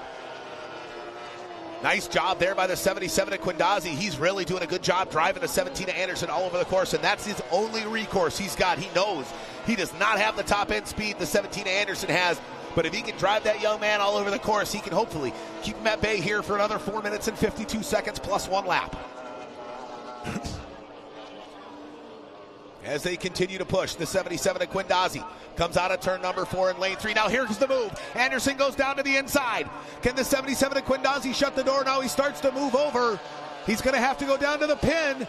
Can he shut the door on the 17 of Anderson? Yes, he does. What a nice move there by the 77 of Quindazzi. Great radio work by his crew chief and wife, Emma Quindazzi, as she let him know, hey, work your way back down to lane 1 because the 17 of Anderson's coming up the inside. He's going to try that move again down to the north end of the course. On the outside in lane 2, it's the 77 of Quindazzi. Now he hugs it tight down into turn number 3, forcing the 17 of Anderson to go way wide to the outside. What a great move there by the 77 of Quindazzi, who's finally starting to see the realization of all of his hard work in the offseason come to fruition here in the final qualifying heat. If he can keep this up, he could be a dark horse in the main event later on this afternoon. The 77 of Quindazzi now started to open up a little bit more of a lead, and we got to watch out now. We got to battle for third. As we take a look back at our third place boat, the 71 of Jimmy Kerr making his way into turn number 3. He's got the 190 of Dustin Terry nipping on his heels as they go down to the north end of the course. The 190 of Terry sets it wide to the outside off of 3. Now sweeping it out of 4. Is he going to dart underneath? He's trying to dart underneath. No, he's got to sweep it way wide to the outside again. Can he? The high RPMs and top speed of that APX allow him to close the gap as they go down the front stretch. Still liking that wide line, the 71. Oh, look out, he burps it there and almost barrel rolls down on a turn number 1. And that opens up the door for the 71 of Jimmy Kerr to pull away a little bit. Look at the number 93 of RJ West after a rough qualifying heat number 2, doing a lot better here up in 5th position in qualifying heat number 3. There's our leader flashed by, still doing battle with the 17 of Anderson. But that battle is not as tight as the battle we got going on now for the final spot on the podium here in Group B qualifying heat number 3. The 71 of Jimmy Kerr going tight way around the course, pin to pin, short way around, forcing the 190 of Dustin Terry to run an absolute perfect race here in heat 3. If he can get by the 71 of Kerr, that's some valuable points he's going to gain. He's run solid through the first 2 qualifying heats, probably going to find himself in that middle pack, 5th, 6th, 7th, 8th, 9th in the main event. But he's continuing to fight. There's our leader now, the 77 of Mike Quindazzi, running a great race so far. If he can just put a couple of these together, he could be a force to be reckoned with. But it seems like he's got an up and then a down, and then an up and then a down. He struggles to put consistent heat races together, and that always ends up hurting him come the main event because he'll find himself in 7th, 8th, 9th position instead of 2nd, 3rd, or 4th, or even on the pole. But he got the gremlins out of the way. I know he had a starter go bad on him in qualifying heat number 2 yesterday. He had to go to the trailer, which when he went to the back of the dock, even though he was a couple of laps down, the final few laps of that second qualifying heat, he ran extremely well. But it was frustrating for him because it was after he had to go to the trailer and give up valuable position. There's our leader, the 77 of Quindazzi. Now we see the 71 of Kerr still holding on against the number 190, Dustin Terry. And now he's got to watch out because another APX motor on the back of that 93 RJ West composite craft. Chuck Skelton Racing Machine starting to close the gap on him as well. There you see RJ West flash going down into turn 1.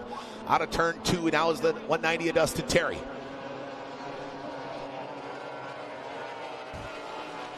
We see our leader there continue to push hard out of turn number 3. Now goes tight off the corner in turn number 4. This could be that moment that the 17 as Anderson was looking for as they start to get up on some of the back markers. The 14 of Andrew Tate and the 92 of Dean Comer. Here comes Anderson flying high wide outside. Down tight to the inside, the 77 of Quindazzi sets it. Now he's got to make sure, oh no, he's going to get into the wash. He sweeps wide out of the wash. Can he force the 17 of Anderson way wide to the outside? He does, but this could be the moment. The 17 of Dylan Anderson working it wide to the outside. Coming on the outside, hipping the 77 of Quindazzi as they go down into turns 3 and 4. Oh, he just runs out of room down the straightaway, but Quindazzi cannot stay out of the wake of the 92 of Dean Comer, and that could spell disaster. As here we go, we got a battle coming down the front stretch. Anderson's working it all the way up to side by side. Can he get down there? Oh, he looks, he blows by the doors off of the 77 of Mike Quindazzi. They go down into turn number 1. Will we have a new leader? Yes, sir, ladies and gentlemen. The 17 of Dylan Anderson, coming from third last off the start pontoon, is now your leader here in Group B qualifying with a clean sweep here in heat number 3. He will be your pole sitter in the main event later on today. Can he hang on for 1.5 more laps as he goes down into turn number 4? Our new leader is pushing hard against the rest of the field there. He forces the 14 Andrew Tate way wide to the outside, getting by that back marker. Here comes the white flag out. Go fast, turn left, just 4 more times for the young man out of Nashville, Tennessee. Can he be the lone driver to clean sweep qualifying on the weekend and secure pole position for later on today? As the 77 of Quindazzi's really fallen off the pace now, sitting back in second position. He's got to watch out because we got a battle for second, third, and fourth between him, the 71 of Kerr, the 190 of Dustin Terry. But our leader, the 17 of Dylan Anderson, goes down into turn number 3. Sets it off at turn number 4, ladies and gentlemen, with a clean sweep of qualifying here in Group B. Your pole sitter for our main event, number 17, Dylan Anderson. And now the battle for second, third, and fourth as we continue to watch here. The 77 of Mike Quindazzi holds on, and we got a photo finish for third and fourth. The 71 of Jimmy Kerr hangs on to third, narrowly off the podium in the final qualifying heat. In fourth, the 190 of Dustin Terry. In fifth position, the 93 of RJ West. Sixth position, the number 70 of Jude Gaspard. In eighth position, the number 9. In seventh position, the number 9 of Johnny Fleming. In 8th, the number 09 of Whitney Terry Fletcher. 9th, the number 14 of Andrew Tate. And rounding out the field, the 92 of Dean Comer. What a great run it was there for the 17 of Dylan Anderson. We're going to have hopefully an opportunity to chat with the man who did exactly what he came here to do, which was to sweep qualifying and secure that pole position for our main event here in just about an hour, hour and a half. What a great run for the young man out of Nashville, Tennessee, running for Anderson Marine. He started off running on the Formula One Powerboat Championship Series with a Yamaha-powered Formula One. Due to some reliability issues, he switched over from the Yamaha to the Mercury, and he's putting it on the trailer with a grin from ear to ear, as he's done exactly what every driver on the Formula One Powerboat Championship Series is looking to do in qualifying at every race. Because if you take 3 checkered flags, the likelihood that you're not going to be on the pole is slim to none. And since he's the only driver that was able to win all 3 heats, he's going to be sitting to the left of the 52 of Chris Rinker, the 8 of Jeremiah Mayo, and the rest of the field here in Formula One. All right, up next we've got our final qualifying heat for the Texas Tri-Hull division of the Formula One Powerboat Championship Series. So far, the dude Neil Marsh sitting in the catbird seat there. Can he complete the qualifying heat number 4 in position to put himself on the inside of row 1 for their main event later on today? We're going to wait and find out.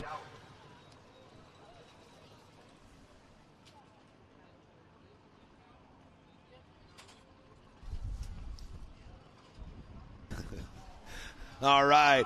You know, and every year we traverse the country on the Formula One Powerboat Championship Series, from Arizona to up north in Wisconsin, down here on the southeast coast of Texas, the Rocky Mountains of Colorado. We couldn't do without our sponsors. First and foremost, Mercury Racing, committed to the pursuit of wide open. Accept no boundaries and accept no compromise.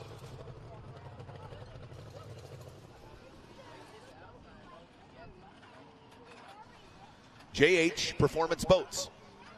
Custom handcrafted shallow water bay boats built with the highest quality materials.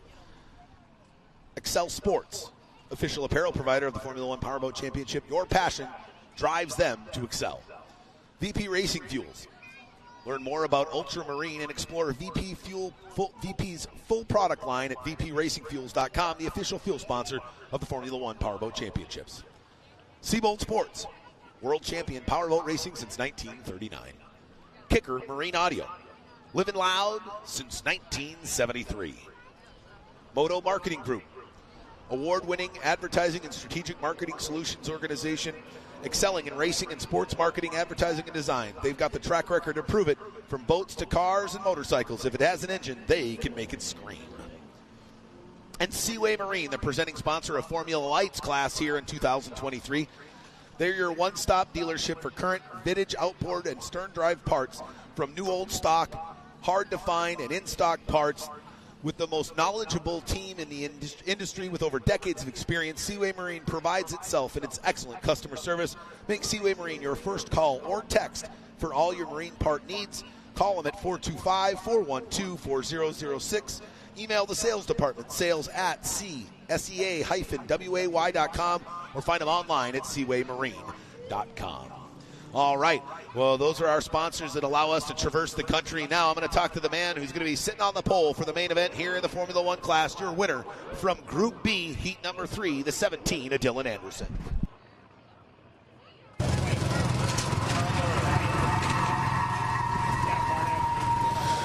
All right, race fans, joining me now, the man who went back to back to back and did what every driver's trying to do, securing 3 checkered flags. It's got to feel good to find yourself on pole position for the main event later today, huh, Dylan? It feels phenomenal. Feels really good. I think this is the first time for you with a clean sweep in qualifying. Is that correct? As far as I can remember, yeah. Talk about heat number 3. Looks like you got some good practice that you're going to need to employ in the final. The 77 of Quindazi was driving you all over the race course. Let's talk about the pass there in the final 2 minutes. What did you take advantage of to be able to get by the 77 of Quindazi and pull out front? Well, Mike was driving really smart. He was pushing me and cutting me where he needed to and driving nice with me too. So I want to say thanks to him for being a good driver. And Lap traffic, he just got stuck up, and I managed to get on the outside and stick it past all of them. So let's talk about that lap traffic, because you know that's something that's going to have to come into your thought process as we get into that main event. You know, those first 5, 6, 7 laps are probably going to be pretty clean if you can get out with a good hold shot, but then you start picking up those back markers. How important is it to properly navigate the back markers if you want to come home with the top spot on the podium? Well, a really important part is a lot of our back markers are also really good racers, so they're pretty smart, and as long as they're not racing for position, they're usually really nice to us as we're coming around. When they're racing for position, it's every man for himself. You figure out your way around me, because I got something to win here too. Absolutely, and once you get caught in that backwash, as we saw what had happened to the 77 at Quindazi, you can go from driving everybody else around the course and keeping them from behind you to having them blow by you like you're standing still, like you did to him there on the front stretch. Yeah, absolutely. And real quick before I forget, I want to thank the crew. I want to thank my dad, Patrick, Messiah, Lindsay, Johnny, and my mom. All I'm doing is sitting around queasy as heck and then hopping in a boat that's a freaking rocket ship. Right on, well, hey, we'll let you go back, maybe get some Dramamine in you, try to calm that stomach down so you can give it everything you got in the main event, and see if maybe we'll just find the 17 of Dylan Anderson on top of the podium for the first time here in 2023 as you look to drive your way to a championship here this season. Thank you very much. All right, ladies and gentlemen, that was a man with a clean sweep in Group B qualifying. Finds himself on the pole for the main event later on today. The number 17 of Dylan Anderson. Can he be the winner here in Port Neches for his first win on the shores of the Neches River? Or will it be the Phase 3 performance team of Jeremiah Mayo and Terry Rinker? Or could it be the Chris, the real deal Rinker, number 52? We got a ton of boats that are going to be pushing it hard in our main event here in just a little bit. But coming up next, the final qualifying heat in the Texas Tri-Hulls. It's bumper boats at 65 miles an hour here as racing continues on Sunday finals here at the opening round of the 2023 Formula One Powerboat Championships here at the Port Neches Riverfest. All right, race fans, before we get the Tri-Hull going, remember, stop down to the Midway. I was able to stop down and have a chance to chat with the folks with the Amish donuts that they brought me yesterday. They brought me the regular glazed. They gave me today a sea salt caramel Amish donut. I'm pretty sure I have diabetes now, but that's okay. It was well worth it because that donut was absolutely amazing. We got pork on a stick, gator on a stick. There's lemonade, limeade, shakes, sundaes, root beer floats, anything that your heart desires is there on the Midway here at the Riverfest. So make sure you swing down, fill that belly, wet that whistle. And while you're out there, then stop by the Formula One Powerboat Championship apparel tent and check out your limited edition for this weekend only Port Neches Riverfest Formula One Powerboat Championship Series t-shirts, hats, and all the other cool stuff we've got. And who knows, if you brought a Sharpie, you might be able to get yourself an autograph of one of these great drivers here in one of 3 classes in the Formula One Powerboat Championships. All right, looks like we've got them all on the water here, waiting for the last couple to get loaded, but we're just a few minutes away from our 4th and final qualifying heat in Texas Tri-Hull as they look to set their starting lineup for their main event here in just about an hour. We'll be right back with the conclusion of qualifying here in Texas Tri-Hull. All right, race fans, we've got them lined up 2 by 2 on the backstretch. Let's take a look at our starting lineup for the 4th and final qualifying heat here in the Texas Tri-Hull division. On the inside of row 1, after having to forego the first 2 qualifying heats yesterday due to some family obligations, on the inside of row 1, out of Richmond, Texas, number 26, Briston Sherman. On the outside of row 1, in the John Deere Green Texas Tri-Hull, out of Austin, Texas, the number 33 of Chris Kiefer. On the inside of row 2, out of White Wright, Texas, running for BW Customs and Automotive, number 63, Aaron Green. On the outside of row 2, out of Katy, Texas, Cole Mullet Wearing. On the inside of row 3, 1/3 of the Rinker Racing team here in Texas Tri-Hull, running for McLean Trailers, out of Spring, Texas, the number 52 of Tanner Rinker. On the outside of row 3, running for Selco Auto Restoration, out of Richmond, Texas, the number 54 of Darren Ware. On the inside of row 4, running for Walker Engineers, another Richmond, Texas native, the number 1 of Corey Walker. On the outside of row 4, the number 10, the elder statesman at 79 years young, running for Rinker's Boat World, the number 10 of Scary, Jerry Rinker. On the inside of row 5, the number 88 of Josh Wells. On the outside of row 5, the number 42 Diamond C Reynolds of Wyatt Zeller. And then it's the 13 of Grant Schubert on the inside of 6. On the outside of 6, it's the 37 of Mason Rinker. And then the man sitting on the inside of row 7, our leader so far, the 17 of Neil Marsh. There's the green flag, and we're underway. As the 33. Looks like the 69 of Cole Mullet wearing fallen back already, but we got a battle out front between the 26 of Briston Sherman and the 33 of Chris Kiefer as they go down the front stretch.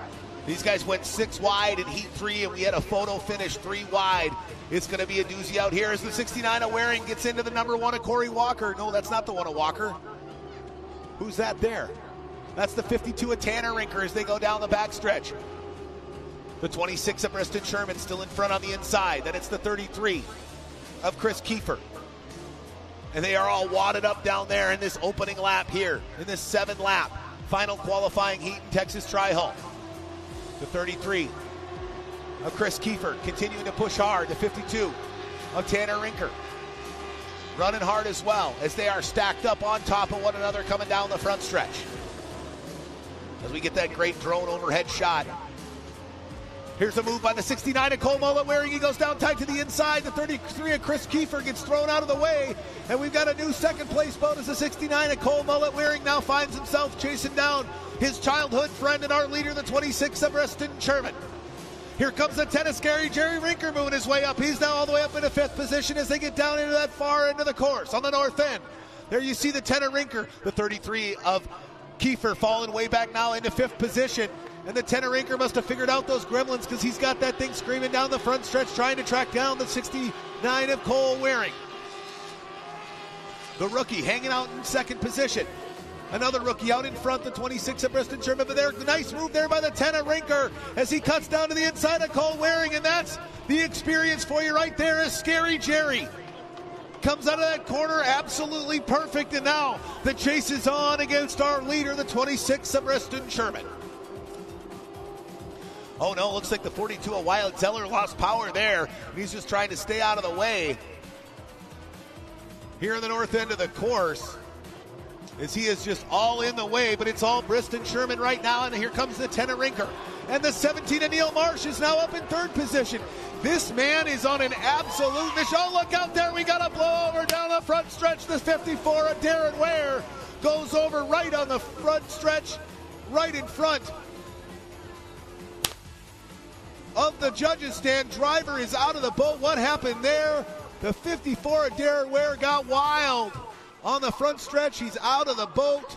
Helmet off. Oh boy, ladies and gentlemen, let me hear you put your hands together. Looks like he's okay, but what a wild ride that was for the 54 of Darren Ware. He was doing battle with the likes of Briston Sherman and the rest of the crew there in that top 5. And he went over on his head, which doesn't happen a ton, but boy, it does happen here in Texas Tri-Hull Racing, and hopefully he's okay as the rescue crews got him. His helmet's kind of bobbing away. That's the scary part when your helmet comes off during a wreck. It's a real scary event for the driver because that helmet is kind of a safety bubble, right? You're protected.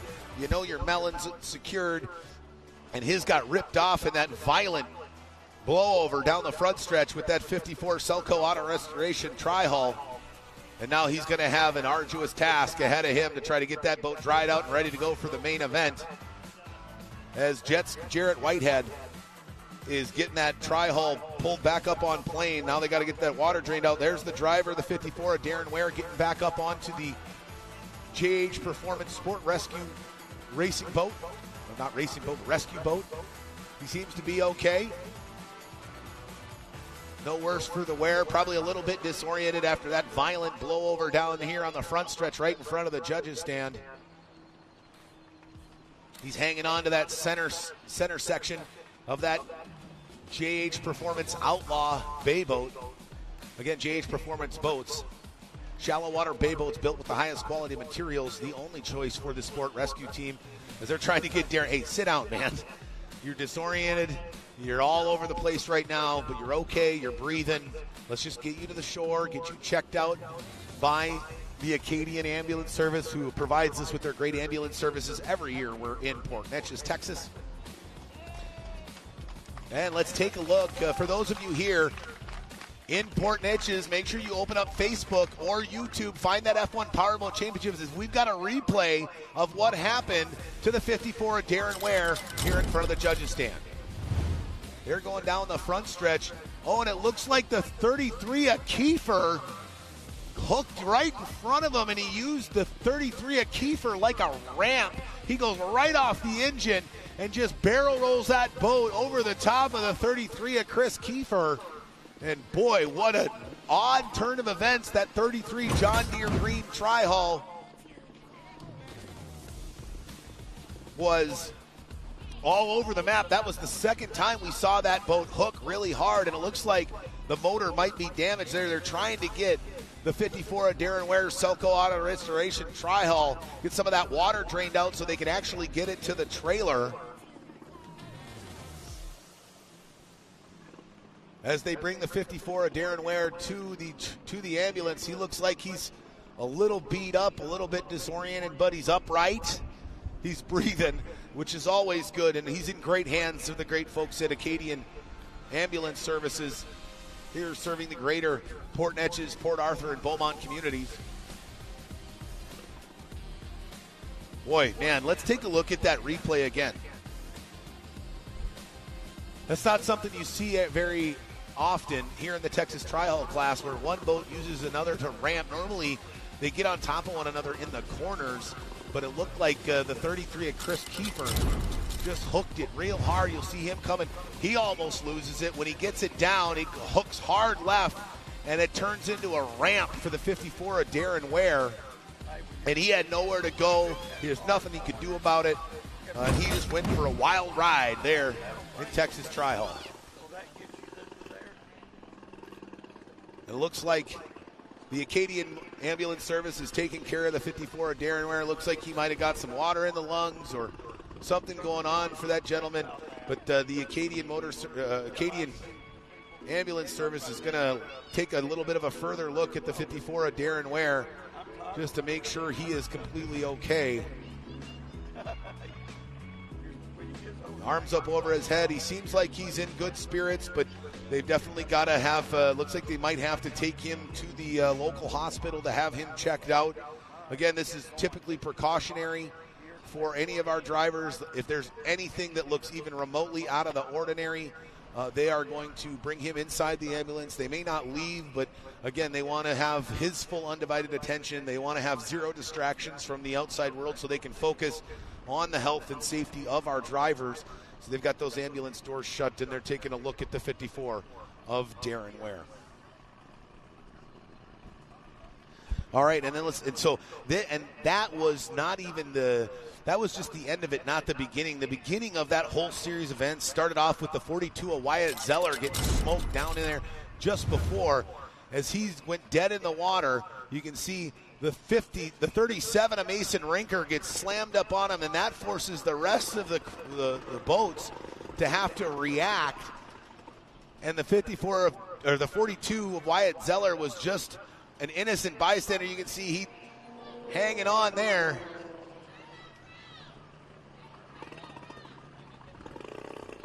Boy, what a rough ride it was for the 42 of Zeller, and I don't even know. He's now taking a look at his boat.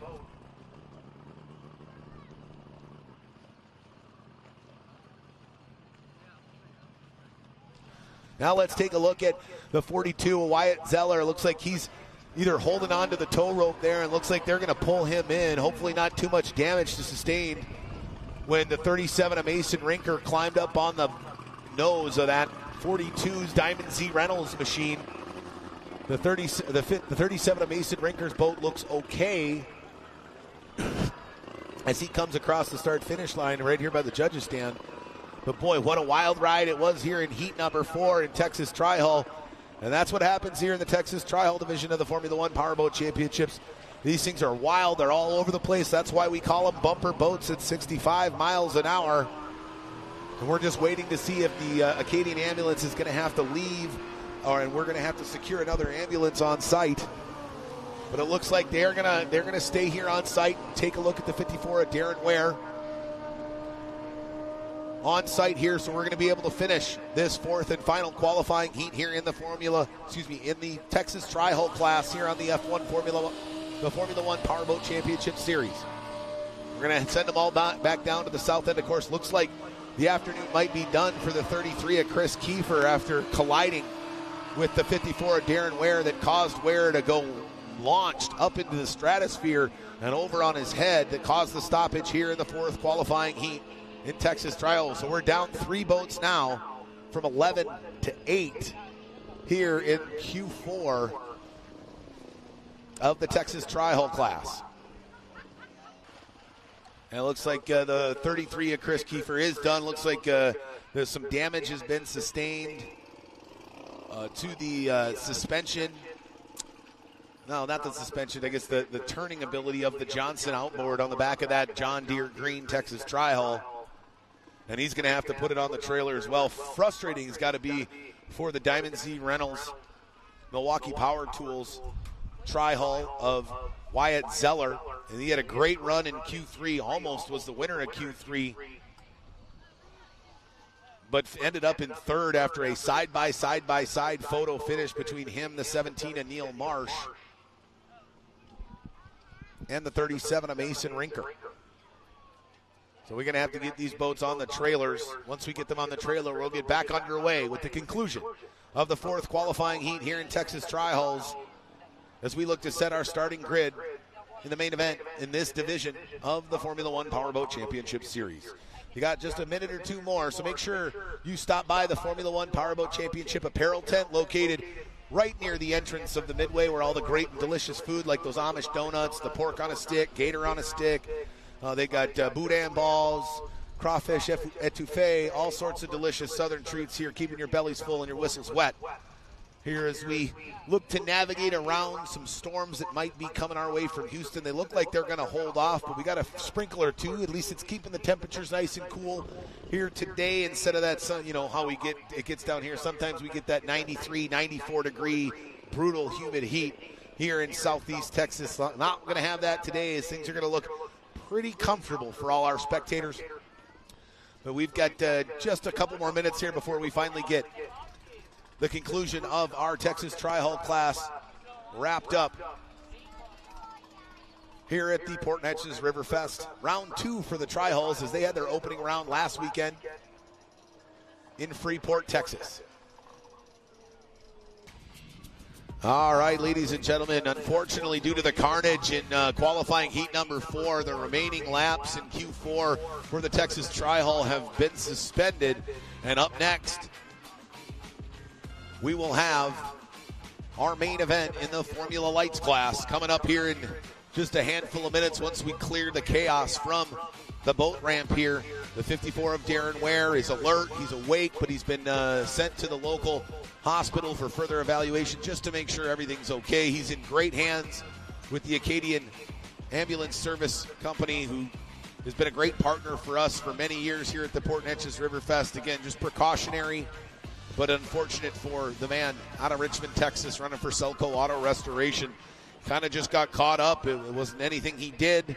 He didn't put himself in a dangerous situation, but there is always inherent danger in powerboat racing. But that means that our winner of heat number 4 is going to be the young rookie out of Richmond, Texas, the number 26 of Briston Sherman. So he's going to gather some valuable points after missing heats 1 and 2 yesterday. And maybe that'll put him up in the mid-pack, but that's going to secure pole position for the 17 of Neil Marsh as he's looking to run his way to a back-to-back championships here in 2023 after winning the 2022 season. So it's going to take us a little while, so you got a handful of minutes.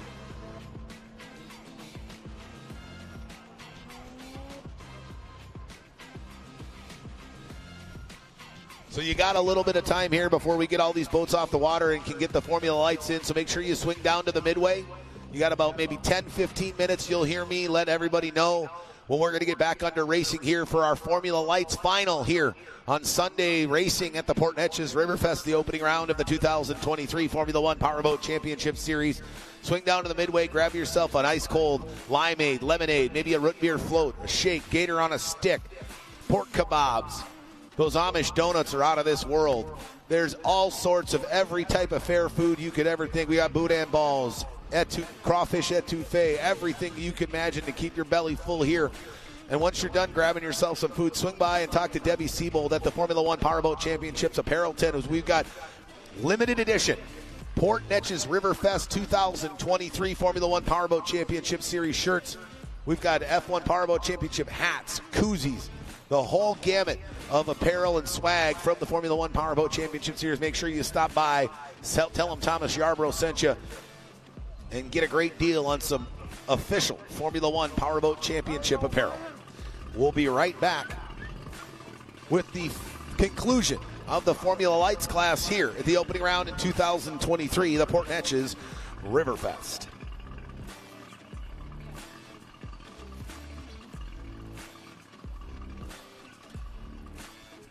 The Port Neches Riverfest brought to you by the title sponsor again here in 2023, the Neches Federal Credit Union. Surcharge-free ATMs, over 30,000 of them here in Southeast Texas, because you shouldn't have to pay a fee on your own money.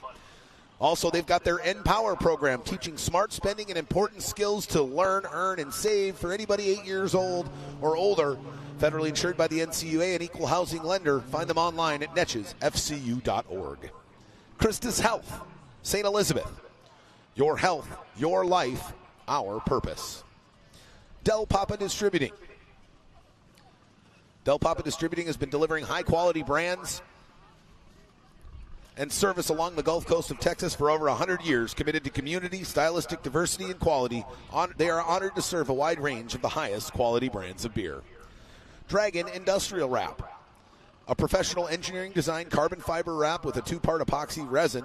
Their carbon fiber kits reinforce piping and vessels to their design strength to prevent unplanned outages and prolong the lifespan of your equipment.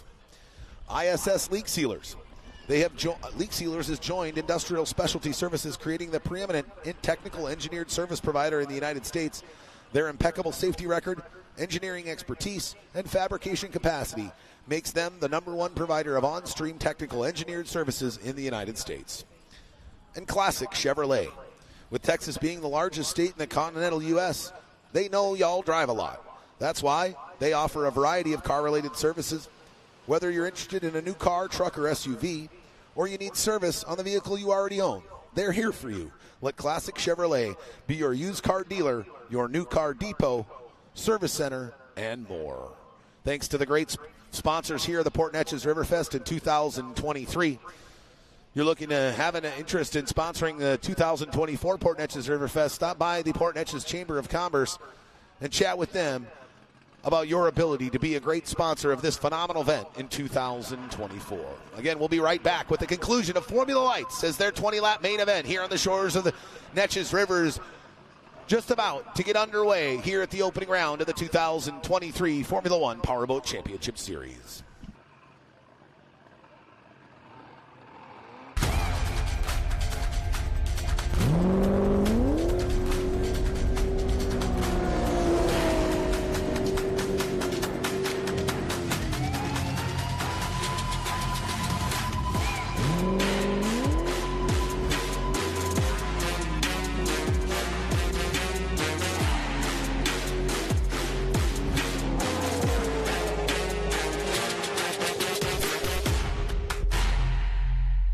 VP Racing Fuels has been the official fuel of racing for over 45 years. But VP isn't just race fuels.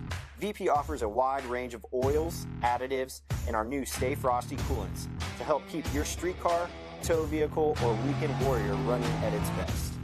VP products are engineered to keep your vehicle running smooth and looking great for your daily commute. With our octane boosters, fuel treatments, and quick detailing products. Explore VP's full product line at vpracingfuels.com. All right, race fans, welcome back here as we're getting these Formula Lights lined up for our main event. Here as they run 20 laps around this half-mile 4-pin course on the shores of the Neches River to crown a champion in Formula Lights. Let's take a look at our starting lineup.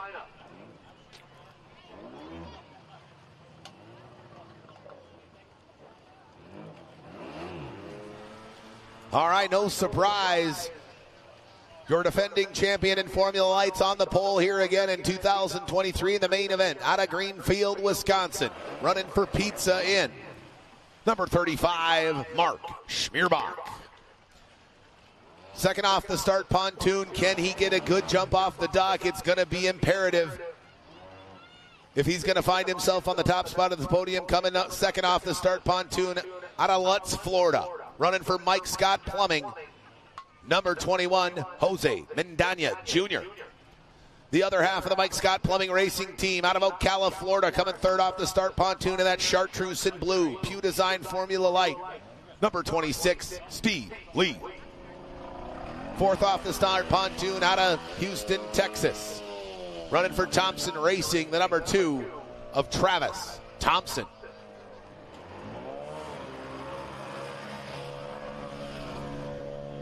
Fifth off the start, Pontoon out of Stacy, Minnesota. Running for Extreme Paint, Auto Body and Marine. Peterson Racing and Latitude Dispensaries, the number 14 of Tyler Peterson. Sixth off the start, Pontoon in the first boat off the second flag, because we do a 2-flag start here in the finals. Out of Port Charlotte, Florida. Running for Liqui Moly. And Texas First Bank, number 66, Randy Parch. In seventh, off the start, Pontoon out of Vienna, Austria. Running for Macaulay and Son Racing. The number 42 of Hans Macaulay. Eighth off the start, Pontoon had a rough Saturday, but was the winner in qualifying Heat 3, so was able to get up a few positions. Out of Atlanta, Georgia, running for Wyatt H. Nelson Architects. The number 18 of Jason Nelson. Ninth off the start, Pontoon out of Spring Branch, Texas, just outside of San Antonio. Running for Mars Racing, the number 78 of Marshall Gildermaster. And rounding out this 10-boat final here in the Formula Lights class, the rookie out of Santa Rosa Valley, California. Running for Clover Construction, number 24, Shelby Love. Can anybody knock off the 35 of Mark Schmierbach, the man sitting in the catbird seat, pole position here in the Formula Lights final? Your 2022 winner. Can he go back-to-back here in 2023?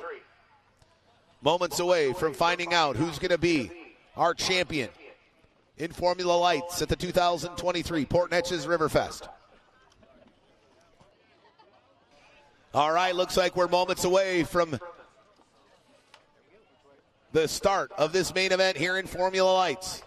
Waiting for word from Chief Referee Doug Ray. Again, you're going to see that flare go shooting up into the air. We're going to start 1 minute in 10-second increments down to 20 seconds. They're going to go under starters orders. You're going to see that big orange flag come up in the middle of the course. He's going to drop that flag. They're going to go through the middle of the course, down to the north end, around turns 3 and 4. And when they cross start-finish line, that'll be lap 1 of 20.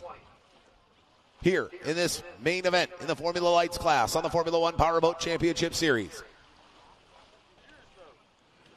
Just holding a moment here, some big rollers that got tossed off the sheriff's boat that ran down the backside of the race course to have a conversation with a few of the pleasure boaters that have anchored and were moving around on the far side of the race course. So these Formula Lights do not like large 2-foot rollers as they're trying to run at speeds excess of 75 miles an hour in these short 13-foot long tunnel hulls. Boat motor driver just a scotch under 800 pounds total. So not very much weight with these 2-cylinder OMC 45 cubic inch outboards on the back. And that's what allows them to create speeds in 75 miles an hour plus here on the shores of the Neches River. Here we go, ladies and gentlemen. 1 minute, drivers, 1 minute.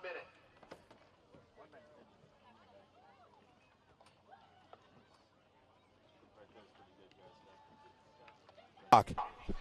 50 seconds, drivers, 50 seconds.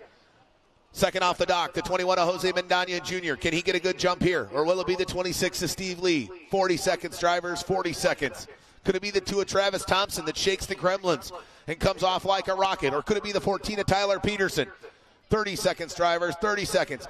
Could it be the 66 of Randy Parks, the 42 of Hans McCauley, or could the 18 of Jason Nelson come from the back of the pack? Let's crown a champion in Formula Lights. 20 seconds, drivers, you're under starters' orders. He drops the flag and they come roaring off the beach. Nice jump there by our pole sitter, the 35 of Mark Schmierbach. They bump through some rollers going through the middle of the course. Let's see what's going to happen as they get down there. Look at those rollers making these Formula Lights skip across the water. The 35 of Schmierbach. What a great jump there by the 14 of Tyler Peterson, wide to the outside. Looks like we might have a battle early on between our defending champion and the young man out of Stacy, Minnesota, as he goes wide to the outside. Look at the 18 of Jason Nelson come out of nowhere. Coming from third to last off the start pontoon. He's already got himself up into third. We might have a battle between him, the 14 of Tyler Peterson, and the 35 of Mark Schmierbach in this 20-lap main event here in Formula Lights.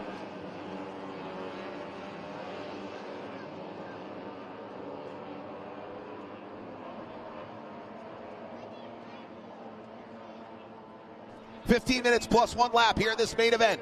Right now, out in front, our pole sitter, the 35 of Mark Schmierbach, pushing hard to try to hold the young man from Stacy, Minnesota at bay as he sweeps it out of turn number 4. Puts it on its tail down the front straightaway, 65, 70, 75 plus miles an hour as he gathers speed down the front stretch down into turn number 1 on the south end of the course. The 14 of Peterson's got a rearview mirror, that bright green Screaming Eagle machine, pin-to-pin move there by the 18 of Nelson, looking to go short way around the course. The 14 of Peterson leaves the lane open. That's going to allow him to keep that speed up. Can he track down the young man from Minnesota and move up into second? Now we also got a battle for 4th and 5th as the 21 of Mendana and the 2 of Travis Thompson are doing battle down the backstretch. There's our leader, the 35 of Schmierbach, now crossing the start-finish line. One more lap. Closer to back-to-back titles here in Formula Lights in 2023. There's the battle for 4th and 5th between the 2 of Thompson and the 21 of Mendana.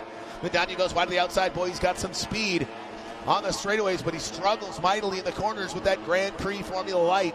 Just does not like to get off the dock very well. And he's going to have a long battle in front of him here if he's going to try to get on the podium, as he looks like he might be able to get by the 2 of Travis Thompson and move himself up into 4th position. There we see 2nd and 3rd of Peterson and 18 of Nelson cross. Ooh, the 2 of Thompson dives down hard into the pin. But the 21 of Mendana is just too much for the young man out of Houston, Texas, who moves his way up into 4th. And now the hunt is on for the man we call the Miami Madman. Can he get his way onto the podium here in Formula Lights, or will he stay on the outside looking in?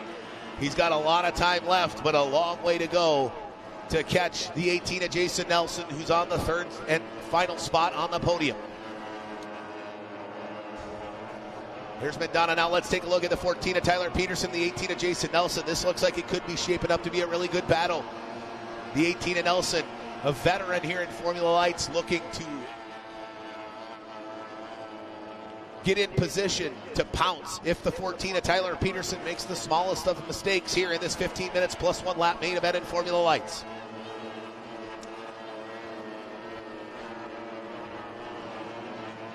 As our leader, the 35 of Mark Schmierbach, it comes through 3 and 4. Now he's going to start to catch up some of those slower boats that lap traffic. The 78 of Marshall Gildermaster, as the 14 of Peterson continues to push hard.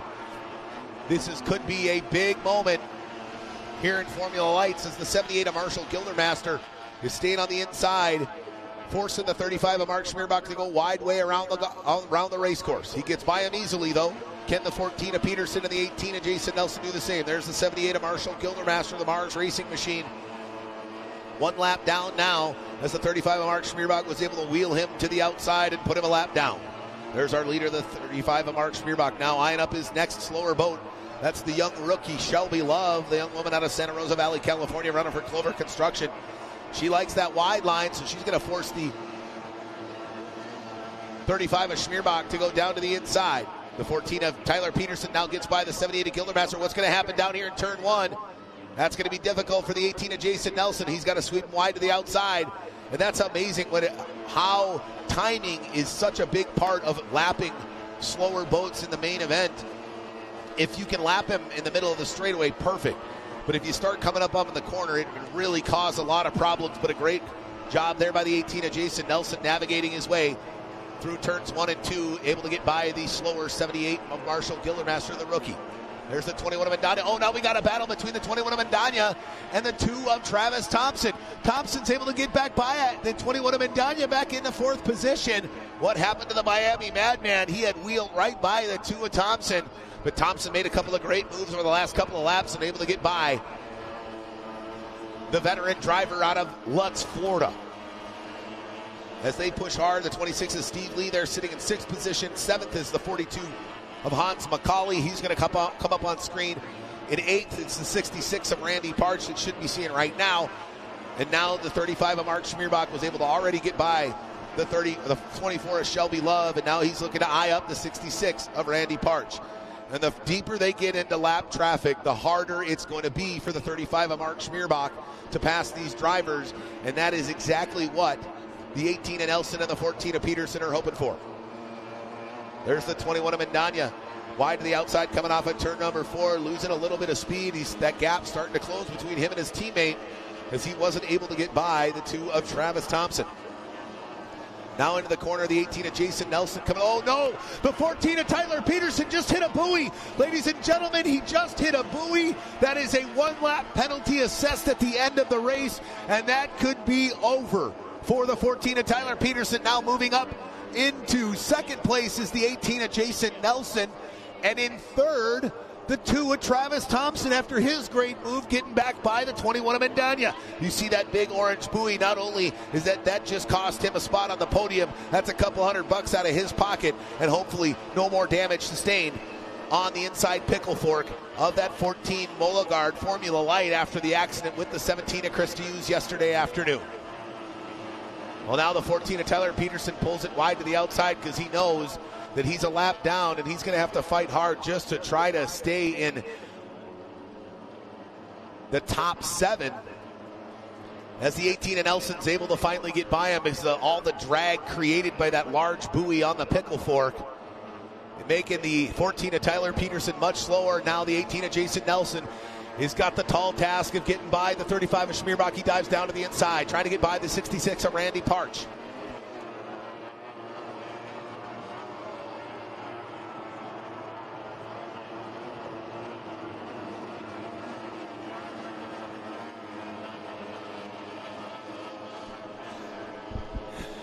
Just had a chance to chat with the 17 of Chris Hughes. Just wasn't able to get his backup boat put together in time to be able to make it back here for the final. So he's a spectator telling me next year's his year. He's going to shake the Gremlins and find that top spot on the podium in 2024. But a spectator here in 23 as the 2 of Travis Thompson just crosses by now. Great overhead shot from the drones here as you see the 26 of Steve Lee come out of turn number 4. There's the 18 of Jason Nelson. He's now sitting in 2nd position, and here comes the lap traffic that's going to wad up the 35 of Schmierbach. I can imagine the radio man for the 18 of Jason Nelson's like, go, go, go. Oh no, the Hans McCauley spins out down in turn number 1, making it even rougher for the 35 of Schmierbach. Could this be the opportunity? The 18 of Jason Nelson needs to close that gap and run down the man looking to go back-to-back here in 2023. As the 35 of Schmierbach goes down into turn number 3, he's got lap traffic all over the place. Can the 18 of Jason Nelson find a fortuitous lane, sneak by all these back markers, and track down the hard-charging man running for Pizza Inn out of Greenfield, Wisconsin? They're all wadded up. There's the 35 of Schmierbach coming down the front stretch. Then you take a look back at the 18 of Jason Nelson, wadded up between the 26 of Lee, the 24 of Love, and the 42 of Hans McCauley down as they go through the south end of the course. Looks like the 14 of Tyler Peterson still rocking that bright blaze orange buoy on the inside pickle fork.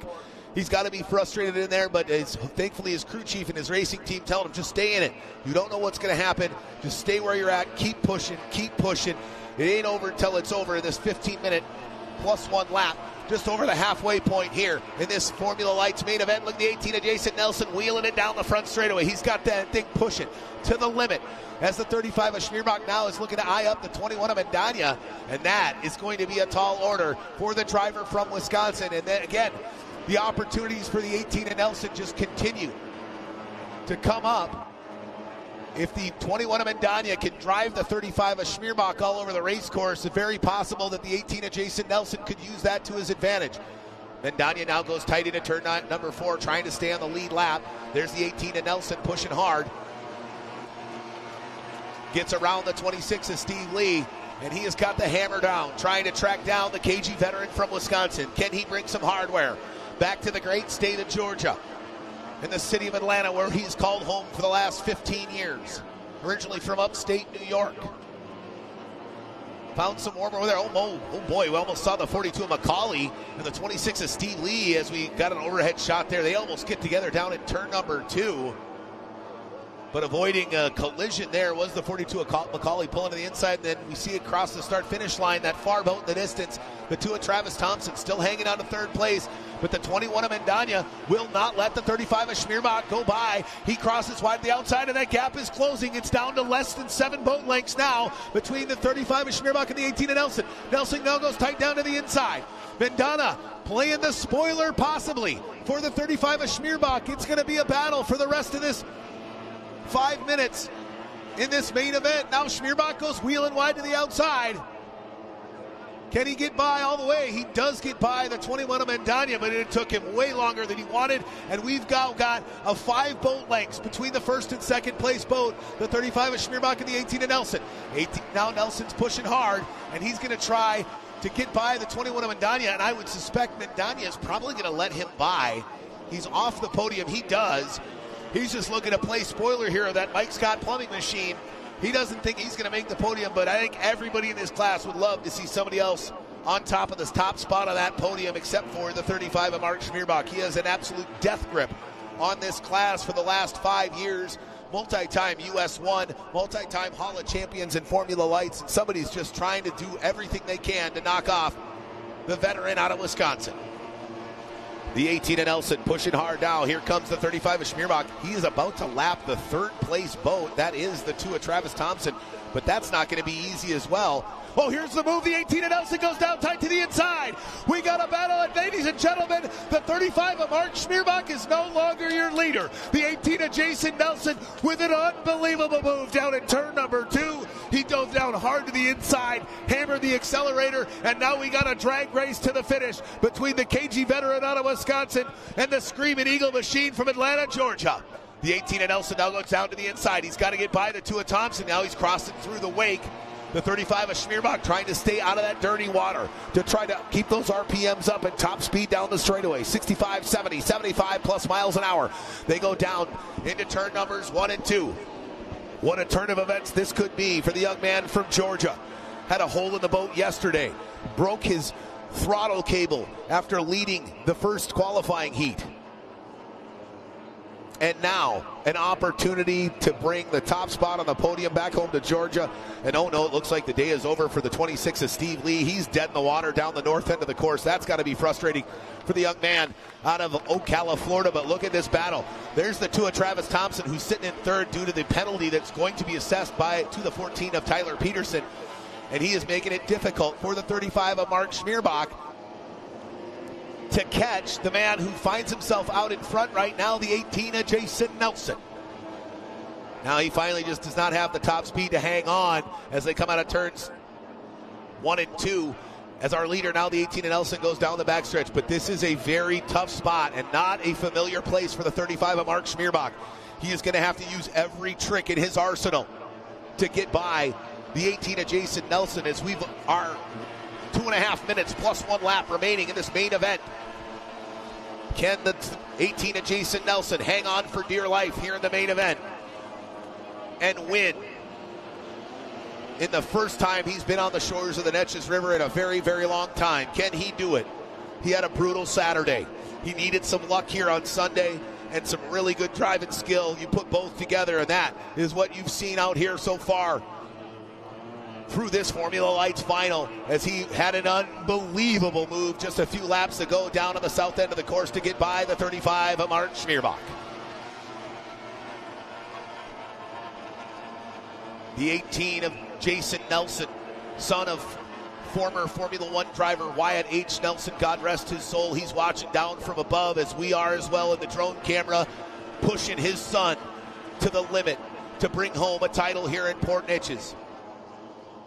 Can the 18 of Jason Nelson hang on? He's going tight way around the course. He is going to force the 35 of Schmierbach to pull off something amazing if the 35 of Schmierbach wants that title. The 18 of Nelson now diving down to the inside, looking to eye up the 24 of Shelby Love. She moves out of the way. The rookie's not going to be a part of playing spoiler here in this Formula Lights final. She goes out to lane 6, lets the 18 of Nelson and the 35 of Schmierbach by. All right, we're going to see the green flag go down, white flag come out. Here this next time around for our leader. Can he hang on? 1.5 laps left here in this Formula Lights final. As our leader goes down into turn number 3, he's got to get by the 66 of Randy Parch. Hopefully he can do that on the front stretch. He sweeps it out, now goes between the 78 of Gildermaster and the 66 of Parch. There's a white flag. Green flag's down, white flag's out. Go fast, turn left just 4 more times for the man from Atlanta, Georgia. Can he bring some hardware? The best hardware. Back to the Peach State as he's pushing hard. You know his radio man saying, wheel it, wheel it, wheel it. Pedal to the floor, pedal to the floor. You can't. It ain't over until you cross that start-finish line. And the 35 of Schmierbach's coming for you as he walks it down into turn number 3. Goes tight off of turn number 3, continuing to go short way around the course. Walking it now off of turn number 4, slides it wide to the outside. Ladies and gentlemen, your champion in Formula Lights out of Atlanta, Georgia, running for Y&H Nelson Architects, number 18, Jason Nelson. And after a hard-fought battle, not able to go back-to-back, finishing in second, the number 35 of Mark Schmierbach. And I am very happy to say, finishing in 3rd place in Formula Lights out of Houston, Texas, number 2, Travis Thompson. What a run it was for the 18 of Jason Nelson. What an impressive turn of events down there. About the 2/3 mark here in the Formula Lights class. He's able to get it and get it done, and what a great move it was, and what a heck of a run there by the 2 of Travis Thompson, getting himself on the podium. It has been a brutal couple of years on the Formula 1 Powerboat Championship Series for the 2 of Travis Thompson, but they completely rebuilt the motor, completely rewired that boat last weekend after the very rough preseason race in Freeport, Texas, and it paid off as he's going to bring some hardware back to Houston with his bride and his lovely young daughter, and it's going to be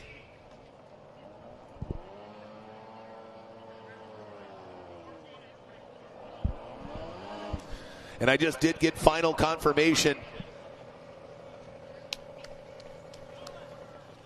that the 14 of Tyler Peterson did take out a buoy and has been assessed a lap penalty. So officially the 2 of Travis Thompson takes over that 3rd spot on the podium in Formula Lights and is going to bring back some hardware. What a great weekend for that young man, but nobody is more excited than the 18 of Jason Nelson. It's been a very long time since he's been here. He hasn't run in a while. He doesn't have the track record like the rest of the fleet.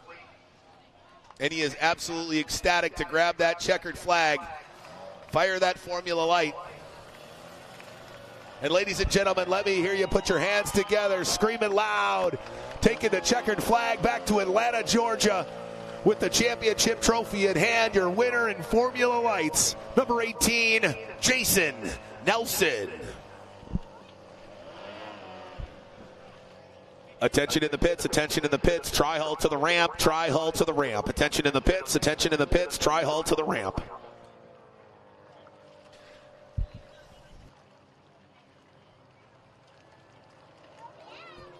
Man, that's got to feel good. Hopefully we get an opportunity to chat with the 18 of Jason Nelson after a very hard-fought victory.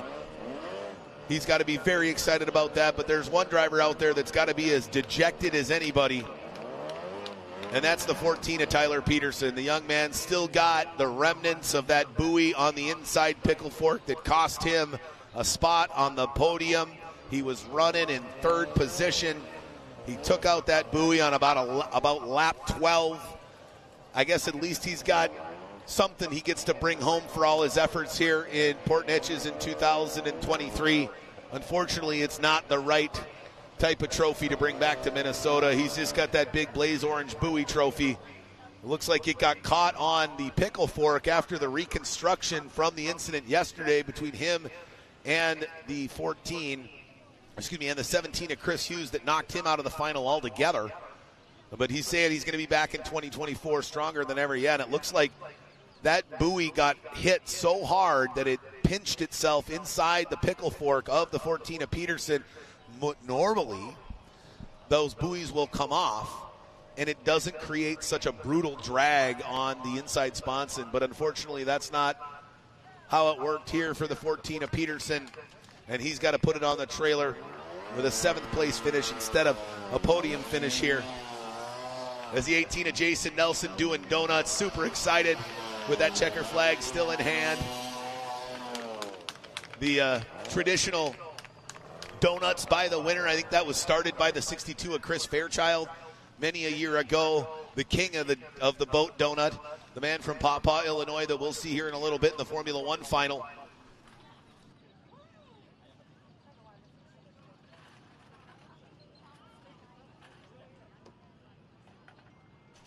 Hopefully we'll get an opportunity to chat with the 18 of Jason Nelson here momentarily as the winner of the Formula Lights class here.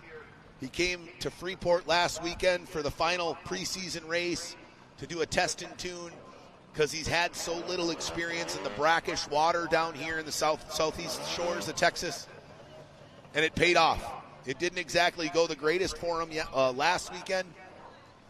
However, the experience was clearly valuable for the driver from Atlanta, Georgia, who's normally used to only running in freshwater.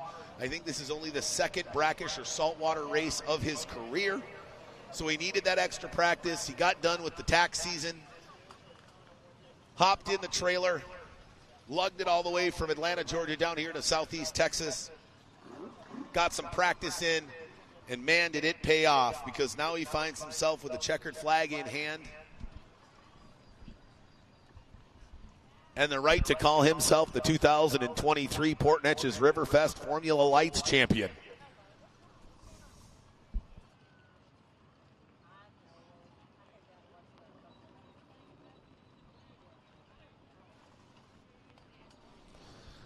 As he gets out of that Formula Light, super excited. His crew chief on the four-wheeler pulling that Formula Light out of the water.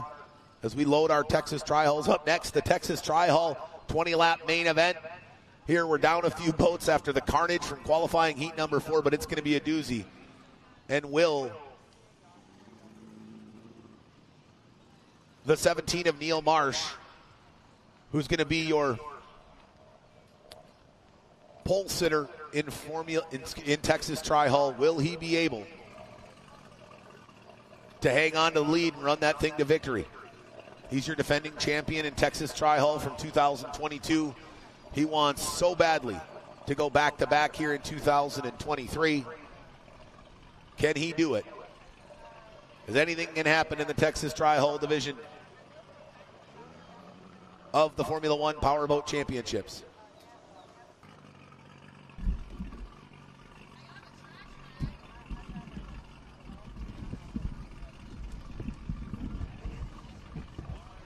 As he makes his way up here.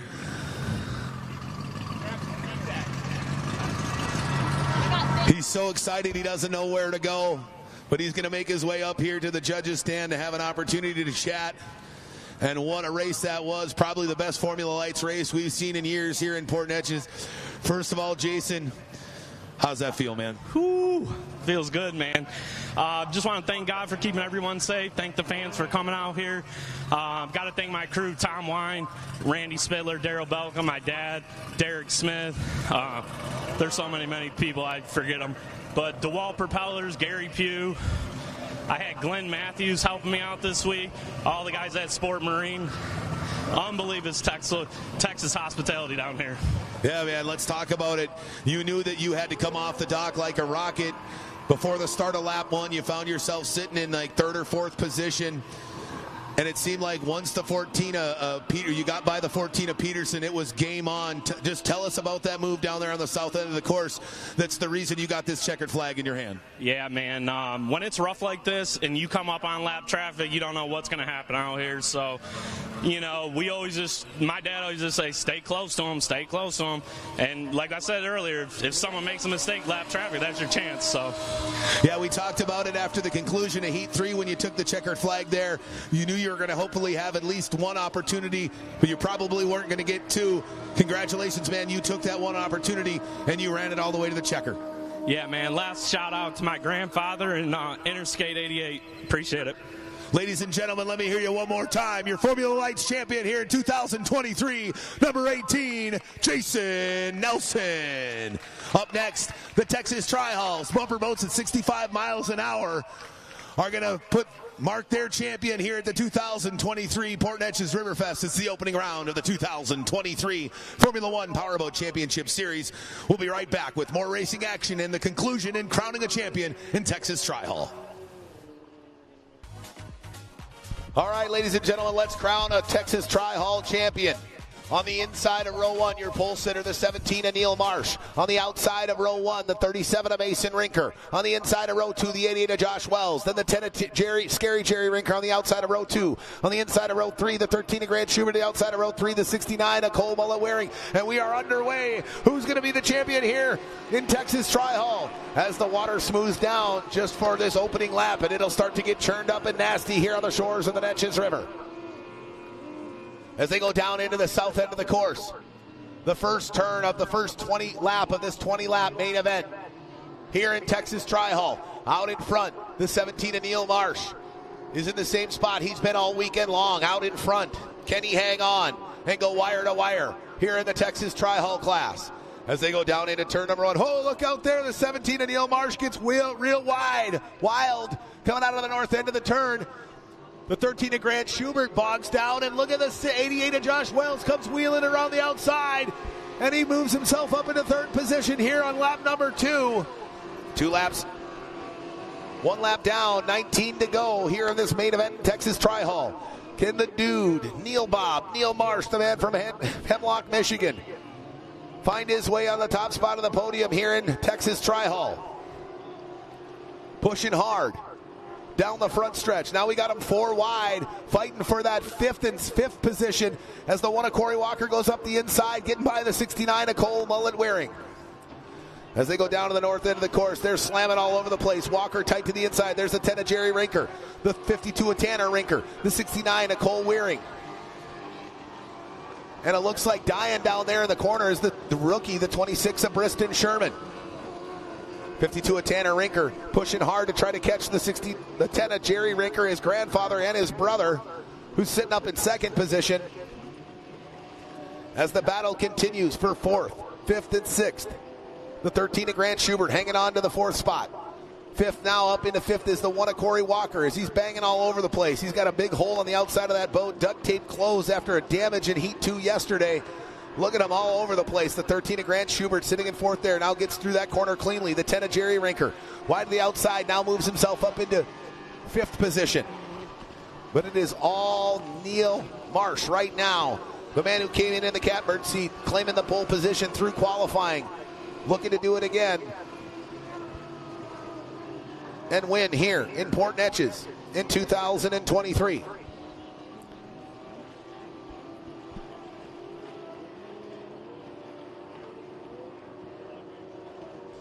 Can the 17 of Neil Marsh go back to back here in 2023?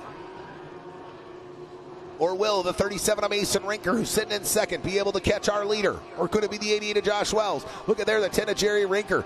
It's just real rough down there in the north end of the course, and it's going to take all the skill these drivers have to navigate safely. Oh, look out there. Jerry puts it completely airborne after hitting a wave going down the front stretch. 79 years young. The driver from Spring, Texas, running for Rinker's Boat World. Pushing hard out there down the backstretch.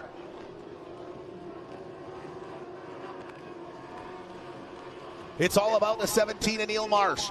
As he comes wheeling down the front stretch, he's opened up a half a straightaway lead over the 17 of Mason Rinker, where it's going to get dicey as we get into the later stages of this Tri-Hull final. Will the 17 of Neil Marsh be able to navigate through any back markers? And we got a battle for third.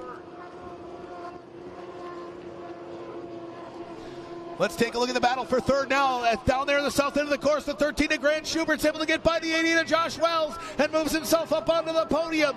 Now can he track down the 37 of Mason Rinker? He's got some pretty clear water as they are so far in front of him. Can he drive that Mercury 4-stroke on the back of that JH Performance Hertz Audio Tri-Hull to a spot one notch higher on the podium, or will he remain in third? Can he hang on to third as he was able to get by the 88 of Josh Wells, who looks like he might be down a little power here? As we are 5 laps complete, 15 laps remain here in this main event in Texas Tri-Hall. Whoa, look out there, Cole Mullet, Wearing, Gidden, Squirrely coming down the front stretch trying to catch the one of Corey Walker. As he goes wide to the outside, now Walker goes tight down to the inside. Oh no, that's the 52 of Tanner Rinker there. Doing battle with his grandfather, the 10 of Jerry Rinker, down the backstretch. The one of Corey Walker now looking to move up into 4th position as he tries to track down the 88 of Josh Wells down the north end of the course, but Walker's got the 10 of Jerry Rinker all over him as they come out of turn number 2 on the north end of the course. I keep forgetting these guys run a 2-pin course in this crazy class called Texas Tri-Hall. It's bumper boats at 65 miles an hour.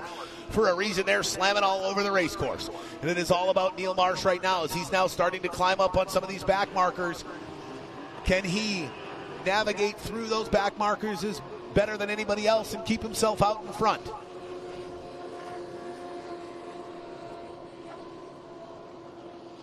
As there's the one of Corey Walker fighting for 4th. Now he goes inside of the 88 of Josh Wells. Wells is way down on power. I don't know what's happened to that 88, just send it racing machine, but he is now all the way back down in 5th position as the 10 of Jerry Rinker and the one of Corey Walker get by him.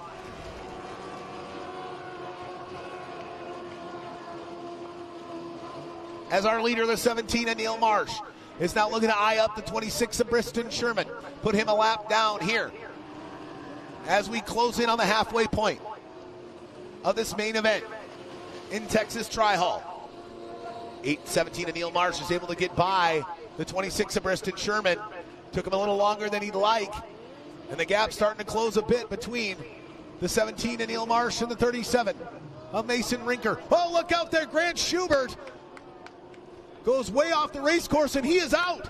The 13 of Grant Schubert is out of the race, and Corey Walker is now in your 3rd position boat as he does battle with Jerry Rinker. There's the 13 of Grant Schubert getting out of the cockpit as that boat floats towards shore. He took a nasty turn and hooked that boat, and he doesn't know what's going on, but he is not happy. That young driver is very, very frustrated, standing on the top deck of that Texas Tri-Hall, helmet off. He's been told to get back inside the boat for safety purposes, but man, how frustrating is that going to be? Let's take a look what's going on here. Now the 52 of Tanner Rinker gets by the 88 of Josh Wells, and here goes the 10 of Jerry Rinker. Find one. As they go down the front stretch, the one of Corey Walker and the 10 of Jerry Rinker now at the south end of the course doing battle. And the 10 of Jerry Rinker might find himself up on the podium as he goes wide to the outside and gets by the number 1 of Corey Walker. And we've got Rinker second and third here as they all try to track down the man out in front, the 17 of Neil Marsh. As the 10 of Jerry Rinker goes wide to the outside now, trying to keep those RPMs up. Clear of the one of Corey Walker, pushing hard from the north end of the course, heading back down south. Now he's got the arduous task of trying to make up almost a complete lap to catch his grandson, the 37 of Mason Rinker, who sits in second.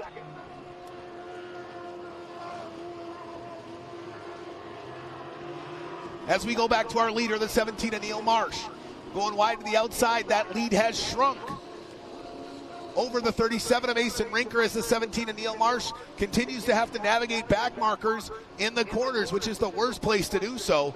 But the 37 of Mason Rinker been the beneficiary of that as he's able to smoothly slide through turn number 1 and make his way back north towards the north end of the course. But it is all Neil Marsh, as it's been all weekend long. Your defending champion here at the Port Neches Riverfest. We already had one defending champion get knocked off his top spot. Can it happen again?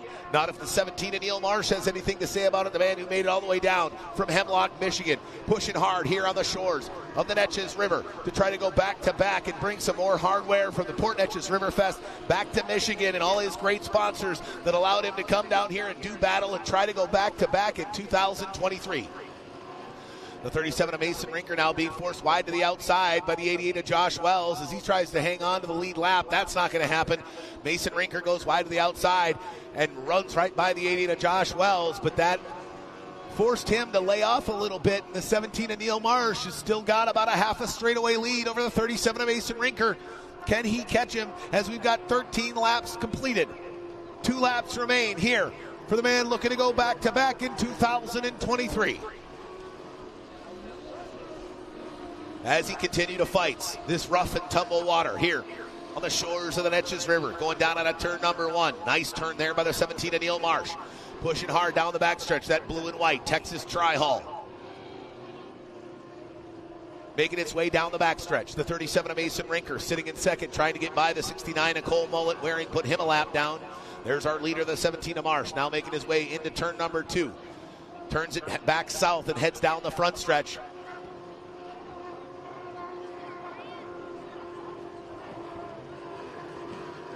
All right, we are now 15 laps. 5 laps remain. I apologize. It's a 20-lap main event, not a 15. So we got 5 laps remaining. Can the 37 of Mason Rinker find that golden nugget and move his way up one more position? That boat is stupid fast. It is pinch hit drive. Last weekend, the 52 Formula One driver, Chris Rinker, ran that 37 Canary Yellow Rinker Boat World McLean trailer Roswell Marine Audio Tri-Hull to victory. And Mason Rinker looking to get it back on the podium again here for 2 weeks in a row.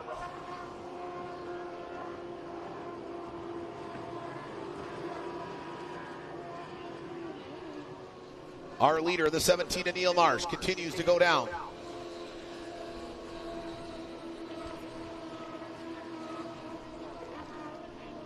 And it looks like as we see the 13 of Grant Schubert after that violent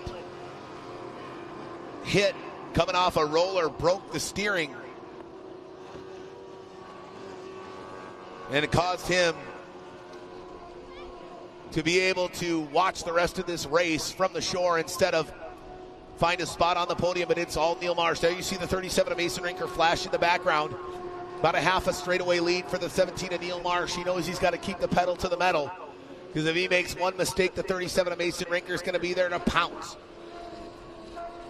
Here in the last few laps of this Texas Tri-Hull final here at the Port Neches Riverfest 2023.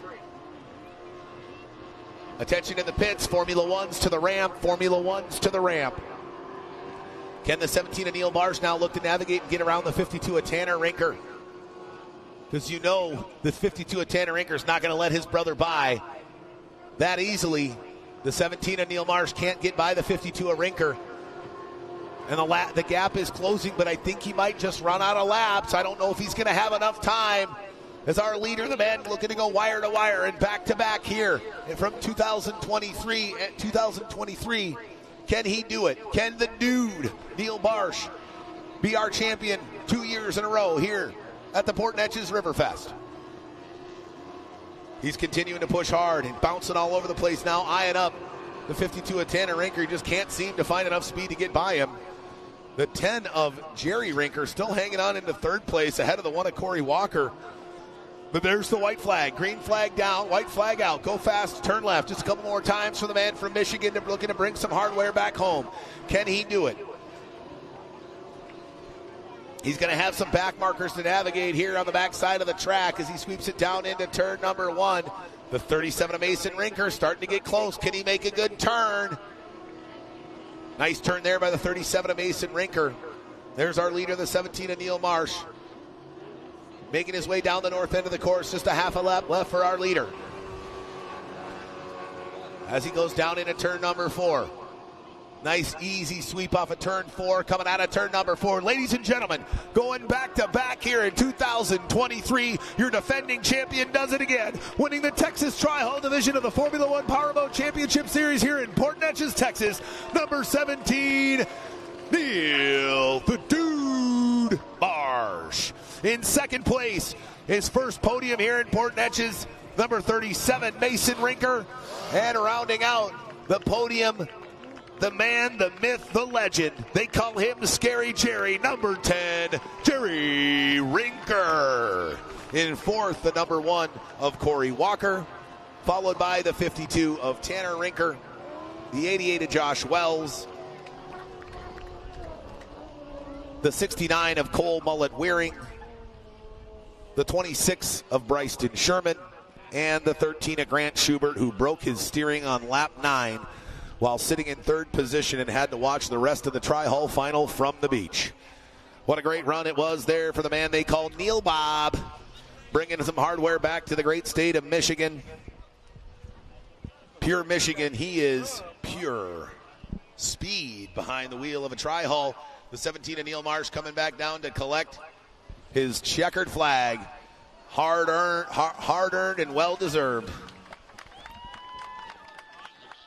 He's making his way up here to grab that checkered flag so he can get his traditional parade lap in. There you see our great drone shots over the head.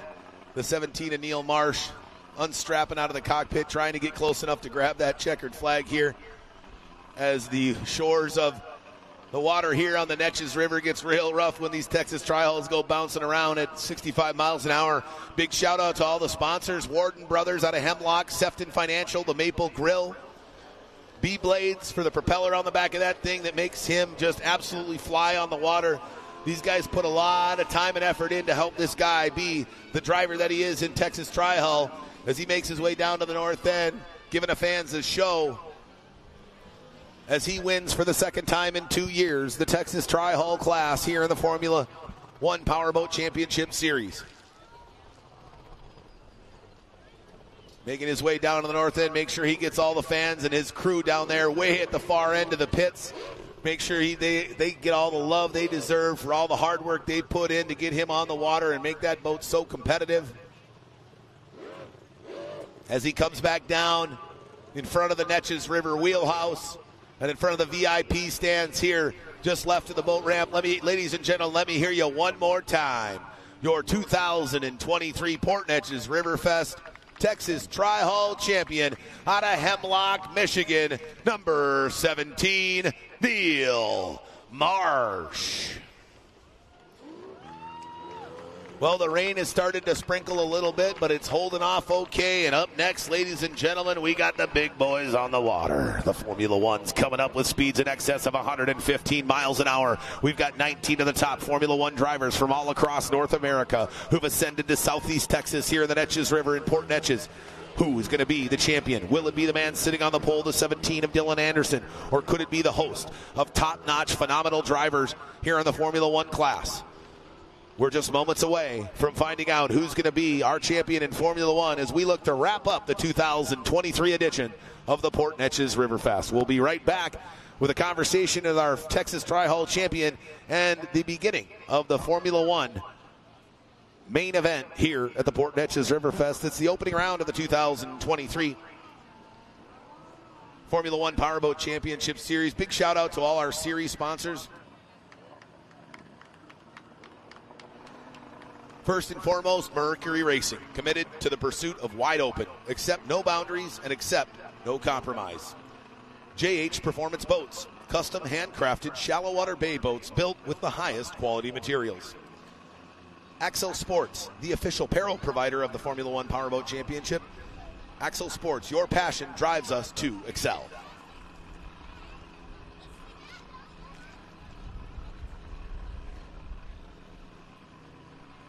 VP Racing Fuels. VP Racing Fuels has been the fuel choice of champions for decades. Now you can benefit from VP's expanded line of performance additives for your boat, daily driver, or weekend warrior. Learn more about their ultramarine and explore VP's full product line at vpracingfuels.com, the official fuel of the Formula One Powerboat Championship Series. Racing Communications, their radios for racing. Seabolt Sports, world champion powerboat racing since 1939. Moto Marketing Group. Moto Marketing Group provides award-winning advertising and strategic marketing solutions to any size company or team with one-on-one service and consulting. Moto Marketing Group excels in racing and sports marketing, advertising, and design. They have the track record, and they have the track record to prove it. From boats to cars to motorcycles, if it has an engine, they can make it scream. Seaway Marine, the title sponsor of our Formula Lights class in 2023. I imagine they're very excited to see the 18 of Jason Nelson come home with a victory here in Port Neches. But Seaway Marine, your one-stop dealership for current vintage outboard and stern drive parts, specializing in hard-to-find and no longer available new old stock for Johnson, Evinrude, Yamaha, Gale, Mercury, Force, and Chrysler outboard motors, as well as OMC, Mercruiser, and Volvo stern drives, and engine parts for Chris Crafts. Seaway operates out of a 62,000 square foot warehouse that is packed with OEM parts, aftermarket parts, and vintage hard-to-find parts. They ship over 100,000 packages a year all over the United States. They provide same-day shipping on in-stock orders. Their staff is arguably the most knowledgeable in the industry with decades of experience. They pride themselves in excellent customer service, so make Seaway Marine your first call or text for all your marine part needs. Text them at 425-412-4006. Email them at sales@sea-way.com or check them out at seawaymarine.com. And Kicker Audio, living loud since 1973. We'll be right back with the conclusion of the 2023 Port Neches Riverfest. So you got a few minutes, go grab your last chance to get some of that Formula One Powerboat Championship Series apparel. We've got limited edition Port Neches Riverfest Formula One Powerboat Championship apparel, as well as all of our great swag. Grab a shirt, grab a hat, and maybe grab a Sharpie. Come see if you can't get an autograph from one of our great drivers here in our numerous classes on the Formula One Powerboat Championship Series. And you got one last chance to get your belly full of this delicious grub on the midway. There's all sorts of delicious stuff, from tacos to boudin balls, etouffee. Those Amish donuts are out of this world. There's the pork kebabs, gator on a stick, lemonades, limeades, all sorts of delicious treats from all the great vendors here that are a big part of that makes the Port Neches Riverfest what it is every year. But we'll be right back as we're loading all the Formula Ones in the water to the conclusion of the Formula One Powerboat Championships opening round here in Port Neches. Coming up next.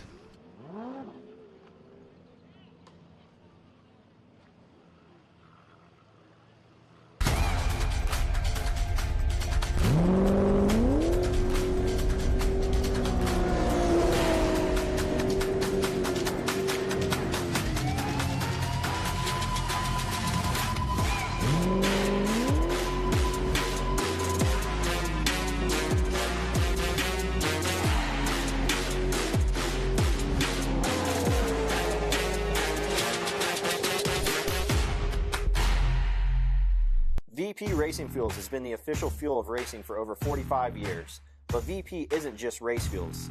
VP offers a wide range of oils, additives, and our new Stay Frosty coolants to help keep your streetcar, tow vehicle, or weekend warrior running at its best. VP products are engineered to keep your vehicle running smooth and looking great for your daily commute, with our octane boosters, fuel treatments, and quick detailing products. Explore VP's full product line at vpracingfuels.com. All right, race fans, joining me now is the man they call Neil Bob. I call him the Dude. Your back-to-back winner here in 2023 in the Texas Tri-Hull Division, the number 17, and Neil Marsh. Neil, man, it's hard to go back-to-back in Texas Tri-Hull. Got to feel good. Yeah, back-to-back here in Port Neches. I think Grant said it's only been done one time, so there's new company there, Grant. Let's talk about it out there. You got out early, and it seemed like you were in control all afternoon. That hard work paid off in the first and all the qualifying heats so you could get that clean water.